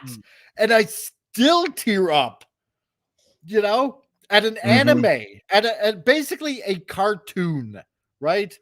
Or Optimus Prime. You know what? For some odd reason, I didn't tear up with Optimus Prime. I'm sorry. I don't know why, but probably because I was older when I actually saw the movie. Forgive me. Whatever. And he eventually did come back anyways. Exactly. And he comes back in season 3 anyway. So it's like, yeah, okay, fine. I actually cried when he came back. That scene was amazing. The Matrix. It was I know. It was like spoilers. He comes back. It's like, oh crap, right? It took the death away from me. So, but no, you get this invested in a cartoon. Basically, anime is cartoon. Let's just put it that way. Yeah. But you get invested with these kind of characters, right? It doesn't matter what the anime is. You get invested in these kind of characters because they actually have the hero's journey going on. And it doesn't matter what the character is or what the storyline is. You really start being a part of the story. And that's I love about manga and anime. I think One Punch Man had one of the best, because we talked about this before when we were talking about One Punch Man live action. That Moomin writer, they introduce him, and then like within 20 minutes, you care about what happens to him. Like it's like literally done so quick, so perfectly done, where it's like you don't even need to spend years with this character, but still you don't want to see no harm come to them. It's like that's amazing storytelling to me. It's like it is, and it's such a goofy character. I'm like, why do I care? How what I mean? Why do I care? It just goes against everything. It does. And that's what good character development does. It's like all of a sudden you latch onto them because you see yourself in the character. You're not putting yourself in the character, but you see yourself, of what you want to be like, what your hopes and dreams are, because it's reflected in that character. And Crimson Toys, dinner time for you. So thanks for jumping on by, dude. I really appreciate it, man. And come on back. I missed you, man. So I really miss you having you in the chat. Let's see. Came back first as a zombie bot. That episode was heavy. Yeah, it was. So, and so finally, so somebody is standing up and saying, yeah, you know what? You put Western values in this, it's going to get like stupid boring. It is. And now Hanma, who during his thus far tenure at the studio has overseen the production of such anime series such as Bleach, the 1,000-Year Blood War, Naruto Shippuden, Boruto, Naruto Next Generation kind of thing, and Kingdom, offered his thoughts on this topic while speaking with Japanese entertainment news outlet Comic Natalie for their anime studio staff-centric interview series, Anime Studio Chronicle, which is really interesting. Now, I want to remind everybody that's watching, whether you're on X, and thank you for everybody that's watching on X and here on the YouTubes and on Rumble. Remember also what's going on in Japan, because apparently communist feminists are out there that are protesting against all the stuff that's going on in manga and anime, right? It's too sexual. It's too this, too that. Like, shut up. Just leave exactly. Yeah. It's happening in Japan. Yeah. So it's starting to. That's why it needs to be squashed right now. So eventually, turning to reflect on how popular the aforementioned Naruto trilogy has been with overseas viewers, at currently roughly 30% of Studio Pierrot's video sales come from overseas audiences. 30%. Yep. That's a lot. Yeah. With the trio of series and their related films being by far their best sellers. I mean, Naruto Shippuden is amazing, especially when you get near the end. Yeah, it's such an amazing show because all this time you spent with these characters, and then people start to die, and then it's like there's a lot of that, dealing with death and stuff in Shippuden, and it's Jiraiya, man, what a character arc for Jiraiya, dude. Like, I was just about to say, when Jiraiya dies, I'm like, oh my god, no. And then later they built him up like an Obi-Wan or like a Qui-Gon, like this mentor, like almost or like a Yoda, a Yoda or something. Yeah, it's great. Pervy Sage, I love him. Yeah, Pervy Sage. And then Shikamaru's sensei. Mm-hmm. I'm trying to remember his name now. He was the like the grandson of the third Hokage. The Hokage, yeah. So he was like royalty. Yeah. The guy with the cigarette, Akumo with the brass knuckles. Something with an A. But when he dies, dude, that was pretty insane. He dies because he has a pregnant woman, like his woman's, and they cut to her like when she's pregnant while he's dying. It's like, god damn. I know, right? It's like you're never gonna know your kid. Like, damn.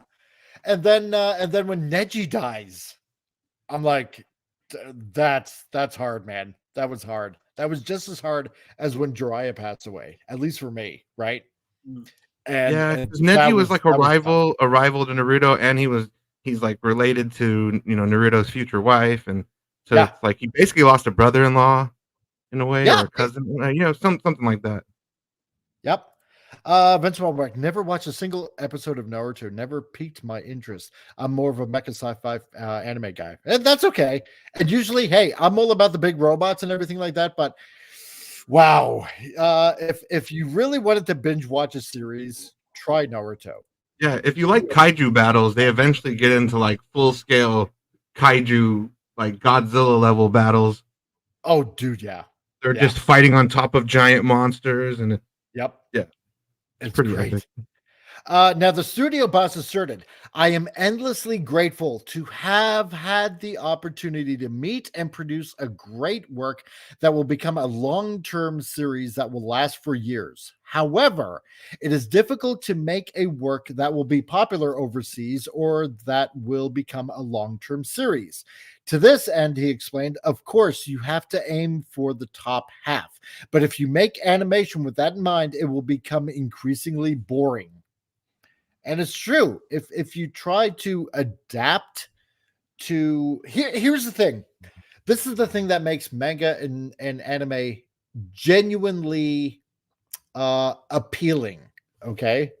It's because it's so uniquely Japanese. The storytelling, the artwork.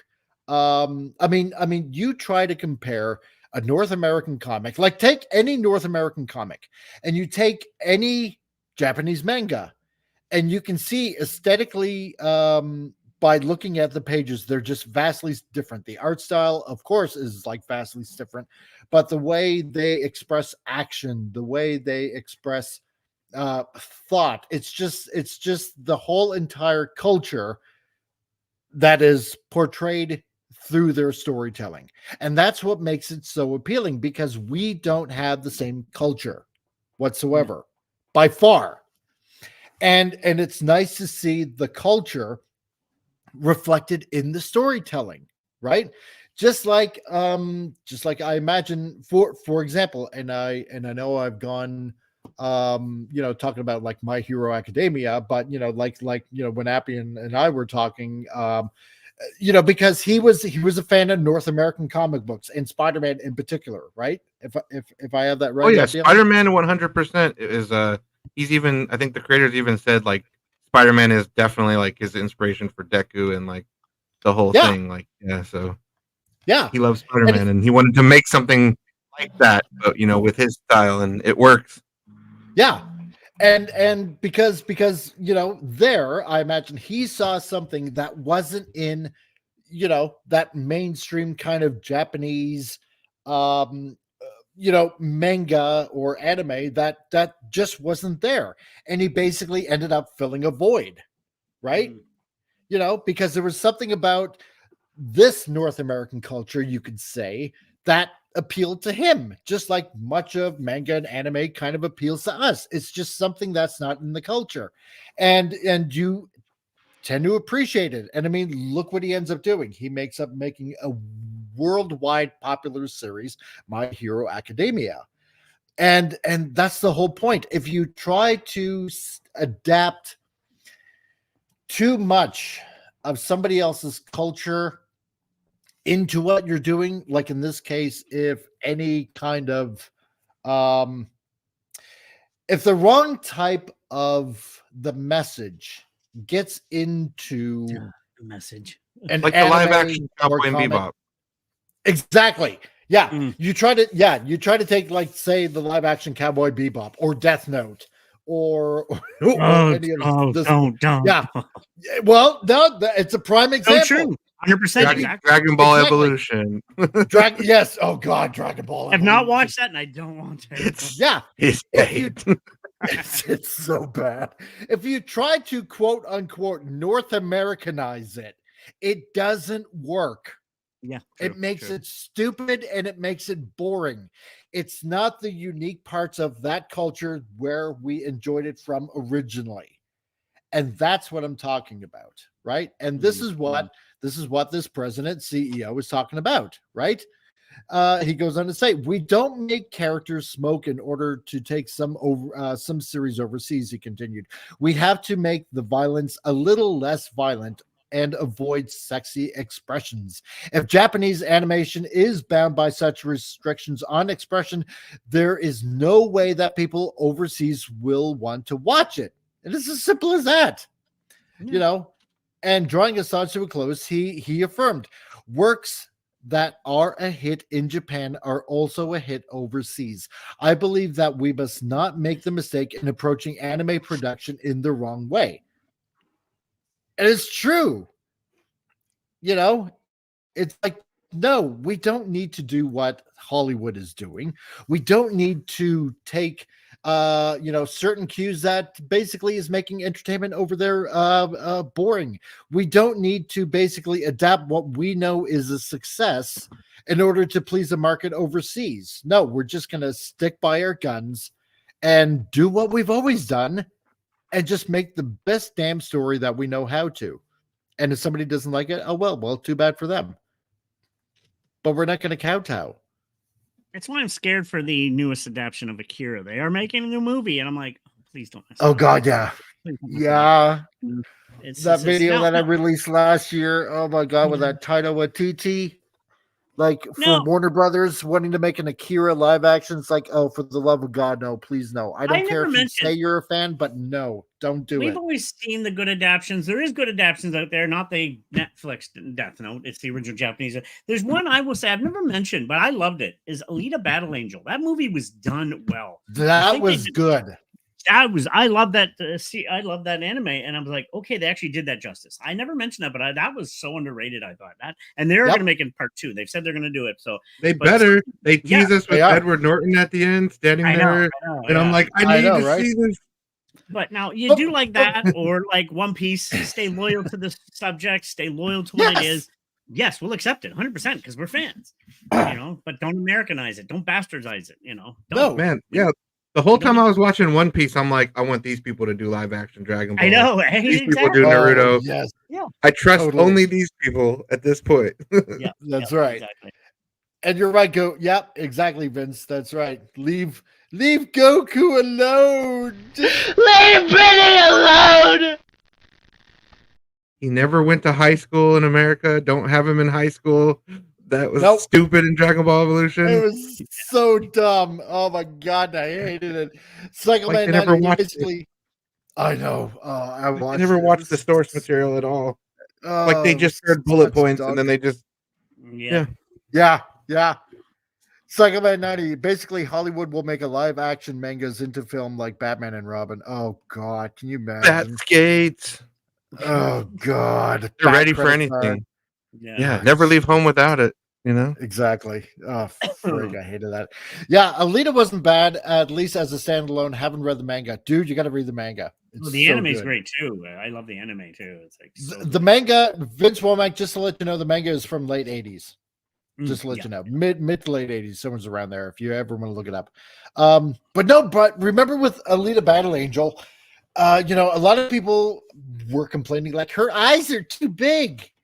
She's an anime character. That's what they did. They wanted to represent that. It's like, and they pulled it off. On top of that, they pulled it off. 100%. No. So and I'm glad that they did it that way because it really stuck to the roots of the manga, of the anime, and it worked. It totally 100% worked. Yeah. And so it looks like we're gonna get a part 2 on top of that, like what we talked about at nauseum last year, although it was fun when One Piece came out back in August. So good. Yeah. and the creator was like watching it like a hawk, and on top of that the producer was like, yeah, you know what, I binged watched basically all the anime. I like binge read all of the manga, and this is how we're gonna do it, and we're gonna keep it true to character. And it was like one of the biggest hits on Netflix last year. On a side note, it's kind of funny. On a side note, notice Marvel and them don't want people to review the source material, and I'm going to use a North American title, the Fallout series. She played the game. She did it. They actually followed the concept, and look what happened. A great series came out of it. That's what happens when you stake to the source material, people. And at least the Japanese anime, and when they even organize, they make sure you follow what we did. Like with One Piece, he made sure follow my rule. I'm here to look after it, and boom, look what happened. So that's what you need to do. Follow the simple as that. And hail, Nemesis of Eden. Hail, you beautiful beings. I hope you are all doing well. We're all doing fantastic. So nice to see you here. Yeah. The casting in One Piece was just perfection incarnated. Yeah. Every single person was so perfectly cast. Like amazing. Even the clown was spectacular. The cook who was like Sanji, I think. Or like he was always one of my favorite characters, and like the fact that guy really cooks and he like cooked meals for the crew like on the set. That's amazing to me. Like it was he's literally just yeah. He was like literally method acting, and I'm like, props to you, man. Like you take an anime adaptation One Piece and you're taking it seriously like that. Yeah. Dude, I gotta say, dude that played the clown. Oh my god, it was amazing. Perfect. It was perfect, man. And guess what? They did everything right. Yeah. You can have a trans actor and not have to mention anything in the whole thing because Kobe was a trans actor, but they didn't mention it because it's not important. They just, here's a good actor that can play. He actually had a character. Yeah, he actually had a character beyond his sexual orientation or his gender or whatever. Messages and stuff. They just said, here's a good actor. They got the role. And that's what happens when you don't concentrate on messages. You know, even trans actors can be good. It's like, oh, but we got to have no, there was no messages. It was just, And this person didn't come out, didn't make a big deal of it online, didn't like, oh, I want a ticker tape parade because I'm trans and blah, blah, blah, blah, blah. None of it. It's like, here's a person that just basically did her job, shut her mouth or his mouth, I don't know, whatever, and just played a role. That was it. And a good role. Simple really as good that. role. I enjoyed that character. So I was like, well done. So that was a brilliant series. And you don't need to have messages, and people of any types can still get roles. So Vince Bobbick, I was fearing for One Piece because the first promo shot was basically a copy of the Bebop promo poster. And just think about it. And then Mihawk was so cool too. Like, oh my god. Oh man. See, and I can't wait for season 2. I want season 2 like as soon as possible. They learned from stuff like, was it Cowboy Bebop? And then you learn stuff like, well, let's not even talk about that pathetic Netflix Death Note.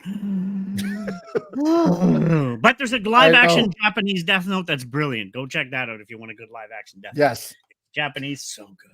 So Now, as noted above, Honma is thankfully far from the first Japanese creator to speak out against the ongoing attempt by Western audiences to form the Eastern countries' various entertainment mediums to appeal to their own tastes and sensibilities. Now, asked during an April interview with video games outlet Automation if he was taking care or not to let your series identified to become westernized. Now, current Mana series producer Masaru Oyamada declared, I think the visuals of the Mana games are distinctive characteristics. Therefore, it is best to deliver the game based on the developer's creative vision. Oh my. So basically taking the creator's vision and just going with that and forgetting about all the Western garbage of, whatever they want to try to, well, you guys know out, with Western games and Japanese games. Case in point, one that's kind of coming out recently. For example, there are many different types of Stellar Blade. 2 days. For example, the game they tried to cancel. Yeah. Oh, here we go, baby. Yeah. So, for example, there are many different types of characters in the Mana series, he said. I think the fun of the game is encountering this mysterious world and its inhabitants. And because of that, we don't have a strong focus on a particular audience. However, we do work on the game while bearing in mind that the Mana series is loved by fans from all over the world. But there you go. It's simple. It's a simple formula. You don't have to overcomplicate it. Okay, this worked. We have fans all over the world. We're just going to keep with it. It's as simple as that. Doy. So, Nemesis still have my copy of Secret of Mana for the SNES. Well, there you go. See? And so, Nemesis, how much do you enjoy it? I just got to ask that. Seeing how you have a copy of it, do you still play it to this day? Are you still enjoying the series? I mean, have you played the new series? And if that, are you kind of glad or maybe disappointed that they didn't change anything? I'd be interested to hear. I love some of the JRPGs. They're fun. They're amazing. I go to play a lot of them sometimes. So yeah. Oh, totally. Oh yeah. I can't wait to see my Final Fantasy. Oh, that's a classic. Yeah. Oh, dude, yeah. I've been playing Final Fantasy since the first one on Nintendo. Oh gosh, I remember that one. Oh boy. Like, yeah, I mean, when I was watching Appion and his channel playing Final Fantasy, dude, I was like stuck there for hours. Like, you know, Appion could probably attest to that. Like, Oh yeah. I'm still commenting like hours later. It's like I'm trying to do can't work, pull but I myself- can't look away. I know, right? And it's true. That's what I said. It's like, oh man, I got so much work to do, but I can't stop watching. So, oh my god. And yeah, it's a beautiful game. You know, don't change any of it. It's just And a great yeah. series. I love all the games. Like I'm playing most of them. It's just And the music, oh my lord. they've always Some had of my Oh, favorite God, music yeah. ever is Final Fantasy music. That and like Zelda. Halo had Yep. great music, but I think Zelda and like Final Fantasy, like that dreamy music from Final Fantasy is just Yeah. it's yeah. it's so It's good. catchy. Yeah, it sticks in Mhm. your head. It's the only one I've played. I'm glad that they're sticking with the original design, but I really enjoyed the music. See, there we go. I really enjoy the music and the themes. Simple as that. Final Fantasy Tactics is one of my favorite games of all time. Lightning in a bottle. I agree. Nice. Vince Womack. It's good that some companies don't listen to people that can't even afford to watch, play, read their products. Exactly. Amen Let- to that. Yeah. Like, well, what I was telling Appion and Tom, I think that's when you popped in before we had the show. Like, I was telling Appion that I was playing Tears of the Kingdom on Sunday. Like, you know, on Sunday, I'll just totally like, you know, disconnect from social media. I won't answer calls, I won't answer tweets or anything like that. But I will fully admit that I spent probably 7 hours playing Zelda Tears of the Kingdom on the Switch. I gotta get a And Switch. just- Yeah. And because it's the art of the game that I love. All the care that's given into basically an ongoing story. Yeah. You know, and that's what I like about it. It isn't, I mean, my God, I mean, how many times have we seen like games that are made here on this continent? Well, you know, let's take Suicide Squad. What was it? Got to Kill the Justice League or whatever it's called. That right? bomb so bad. Oh, that bomb's so huge. Or what was it? That Spider-Man game where they really made Mary Jane look really butch or whatever it was. I like the Spider-Man game. I enjoyed it. They're great Oh yeah, games. I mean, some of them are great. I thought the story was pretty good. Mary Jane, yeah, they changed her, but it didn't bother me that much. But there was Okay. definitely like woke stuff in there. I'm not going to deny that, but it Oh, yeah. wasn't like game breaking for me. Like I felt like Yeah. the gameplay mechanics were fun enough to keep me playing the epic web boss stuff. sequences and stuff. Like Some that of the- Sandman scene at the beginning is pretty amazing. And I love the Really? web slinging, the physics they get. Yeah, me They're so- too. Mhm. they're so- Well, okay, But- then case in point, the new Star Wars game that's coming out. Oh, which one? Outlaws. The The one that they Outlaws. want to charge $130 for the season pass version. So they Yeah. want to charge an extra $60 on top of your buying. So you're basically buying another game. Yeah. On top of your game. I hate season passes, and I can even go into a whole tirade of that. And- But Yeah, usually Matter of like fact- $40 is a lot to ask for a season pass because you don't even know if you like the game yet, and they want Yeah. 6. it's like, what? Like, whoa. But that character, that There for are lack people of a better comparing her to description, Matt you know, Damon in yeah. Team America, like how she looks like the marionette, like a really shitty marionette. I It's like, know. There's some freeze frames. Yeah, that's the problem. Is there's some frames where she looks okay, and then some she looks like a PlayStation 1 graphics or something like Yeah. that. What is happening? This is you're in 2024 here. You can't be looking this bad, I know, right? especially when you want $130 from people. Oh, that's And just then they go highway into live robbery, service dude. games and other. Oh yeah, the North America has really done a lot of bad Yeah. things towards the last few years. It's just Nemesis says Nobu Yumatsu is an amazing composer. He created so many good songs. I still listen to the original Final Fantasy VII soundtrack to this day. Yep, there you go. And that's when it's done right. Vince Womack, I hate to bring it back to Star Wars. Everybody knows the soundtrack to the original movies and the prequels. The Disney space conflict movies, nothing. Totally not memorable. I agree. I agree.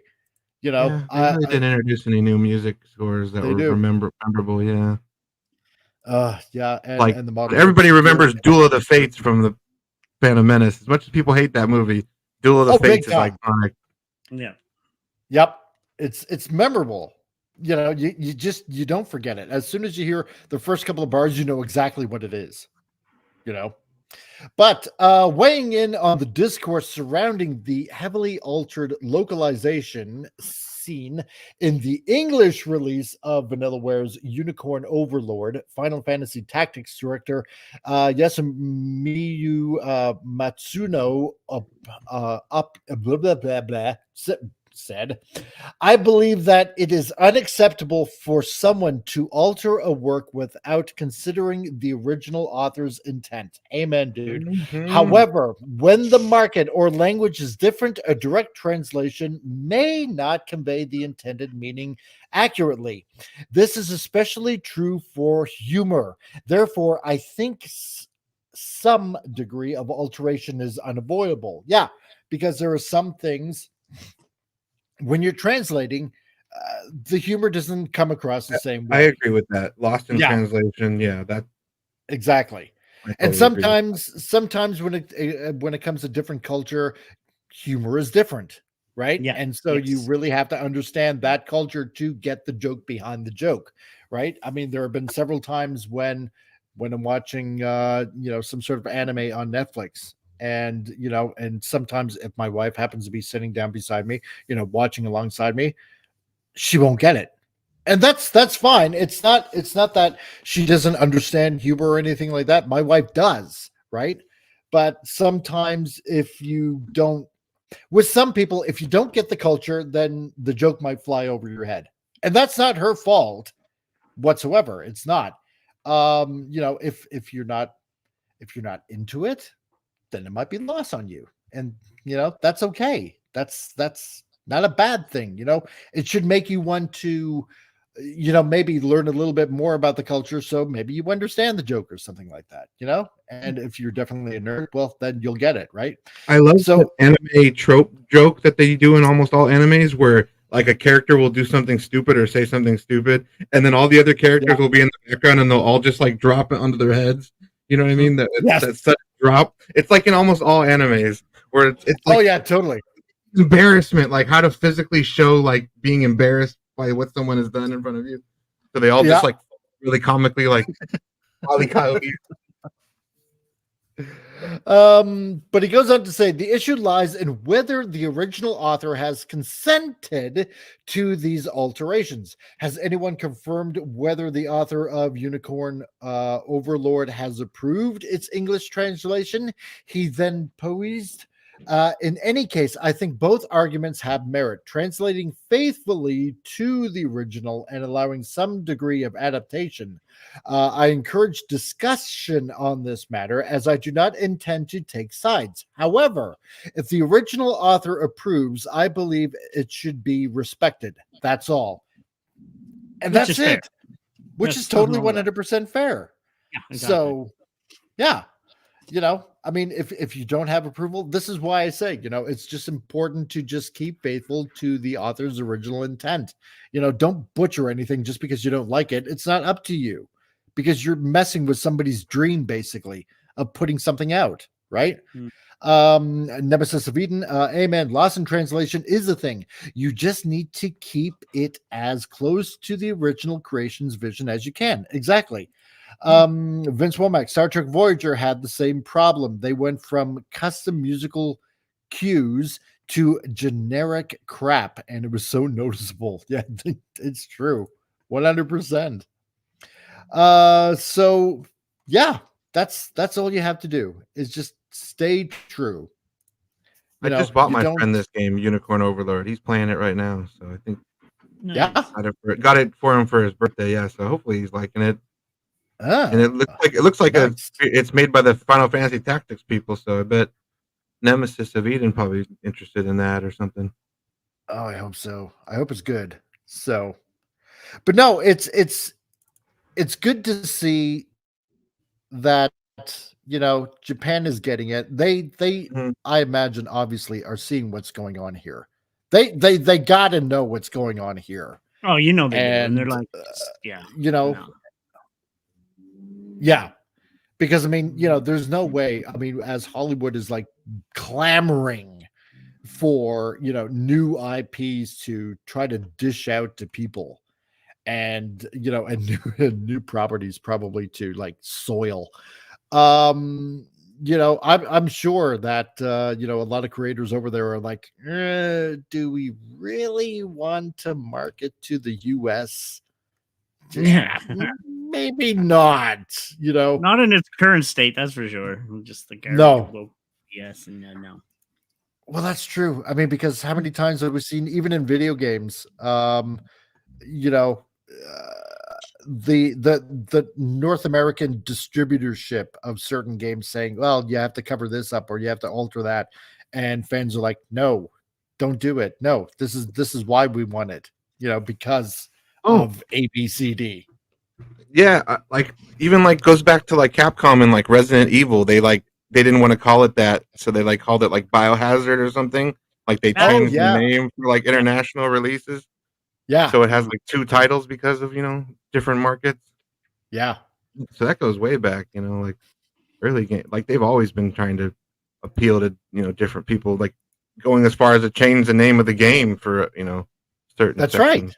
Crazy. That's why I like companies like Rockstar. They've never changed. If anybody's ever heard of Manhunt, enough said. That's been banned around the world, but they don't care. They still release these games. We need companies like that have the balls to be able to, here, let's release a game. You don't like it in your country? Tough. We'll be banned. Remember the hot coffee incident that they got in trouble for? Oh, yeah. A sex mini game?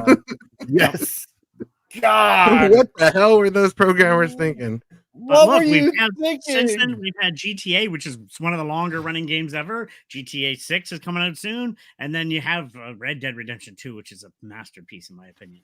So it's just, they don't care, though. They'll push limits. They'll push boundaries. Manhunt and Manhunt 2 are good examples of that. They didn't care. Their games are banned around the world, but they don't care. It's like, do what we want. So Nemesis also says taking in the original author's opinion is so important.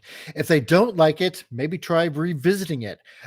Don't just do your own thing and say, well, this is my interpretation. If you don't like it, tough. Exactly. Yes. See, and this brings it back to the very first article that we did earlier in the show in the first hour, where you have Gail Simone saying, well, I don't like this about Deadpool, and I don't like about that about Deadpool.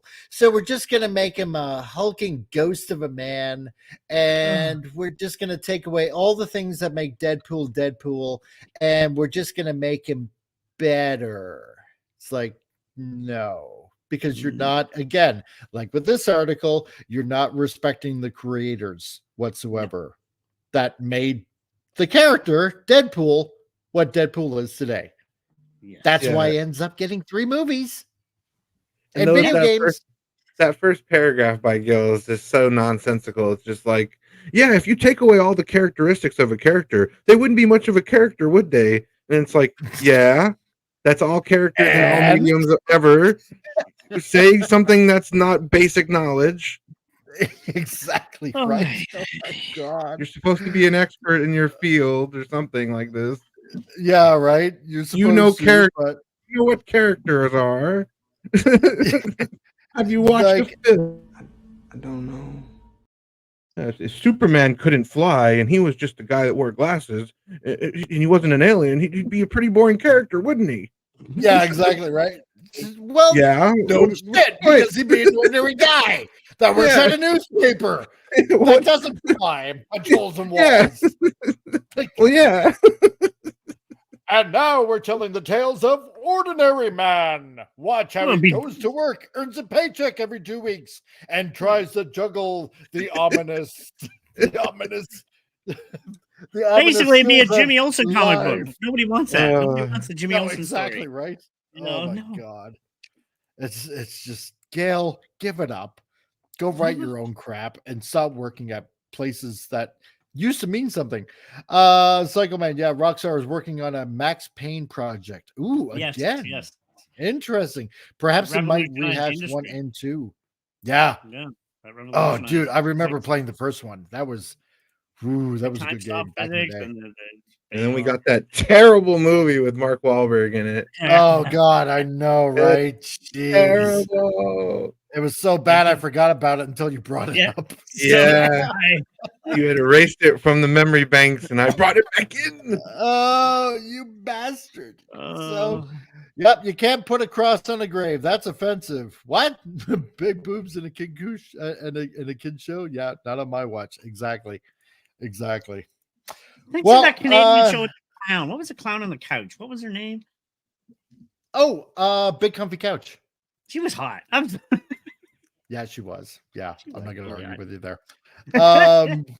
But guys, thank you very much for partaking in the show. And if you just got in, hey, catch it on the rewind. Catch the stupid news at the beginning of the show. You will not believe what I find in the news. Hence the stupid move, the stupid move bit, the stupid move bit, the stupid news bit. Insertions of salmon eggs into orifices. What? Yeah, Stay where tuned they and rewind. $500. Do you want $500? Yes, I want $500. I put eggs in place where you never thought you put them. So, why you want more eggs? I get more eggs. Caviar, it's high quality egg. So, and goats getting bird flu. So there's enough to whet your appetite there if you just got in. So Appion. now we've rehorrified. What a segue. Yeah, I know, right? You got anything you want to plug?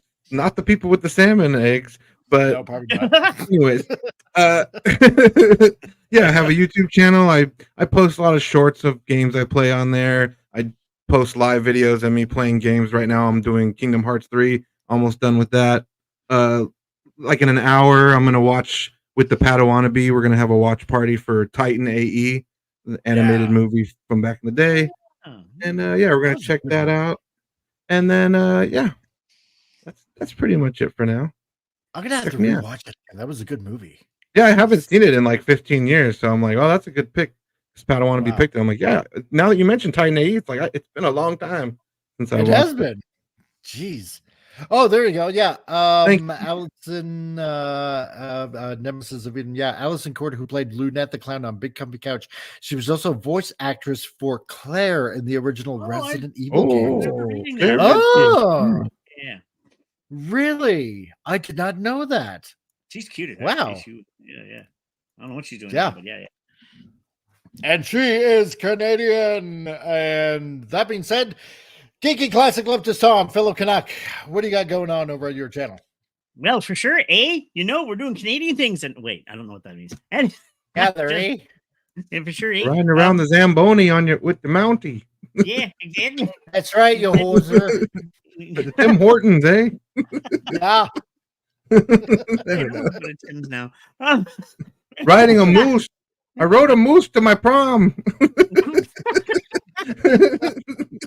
Oh, we Canadians ride hundreds of jokes of our sales, for sure. No, not much. Working with an AI, and she's helped me write the new. I gotta figure out what I'm gonna do. Besides the first two WrestleMania things, I got other people saying do more wrestling. I'm like, no, it's more than just wrestling. So now I'm trying to figure out what else to do with the channel. My stuff. Me and Jessica, we got to do something here on VR, and it's in fact in humanity. We got some really interesting topics we're going to discuss. That'll be out on Saturday. We got to record it here this week, and just working on the stuff. Somebody donated. I'm not going to say names, but somebody might have donated a brand new monitor, which comes in May the 22nd, and that'll help for my editing for my book. I can get my photo book out and my photo individuals because it's hard to edit with the eyes. But this is going to help a lot. So I'm going to be moving up on the photo work. And yeah, that's about it really right now. Just keeping busy, creating new art projects and trying to make money doing my art. So I don't know. So what you're saying is you're moving on up. I'm moving on up to the top. Yes, I'm old. To a deluxe apartment in Toronto. Yeah, exactly. Now you keep trying. I'm going to Montreal.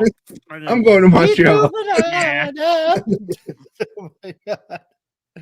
Oh yeah, that's right, Tina. Yeah, play some skinny with a pack of 2-4, eh? Yeah, for sure, totally. With that being said, I want to thank everybody that showed up today. I really, really appreciate you guys coming on in and being a part of the show. You know, whether you're on the Rumbles like Vince Womack and various other listeners that are listening in, and you guys here on the YouTubes. I really appreciate you guys being here. I really honestly do, and a whole bunch of people that are listening also on X as well. So thank you very much for listening in on the Twitters, on the X's and stuff And like everybody that. on So the I X, really go over to appreciate his you guys. YouTube and subscribe. Don't forget to subscribe to his YouTube Yeah, channel. over to the YouTube there. Yeah, give him a like. Yeah, there, eh? Everybody share, because sharing is caring. And we all love you. That's right. Because if you don't, you're a hoser, eh? Don't you know? So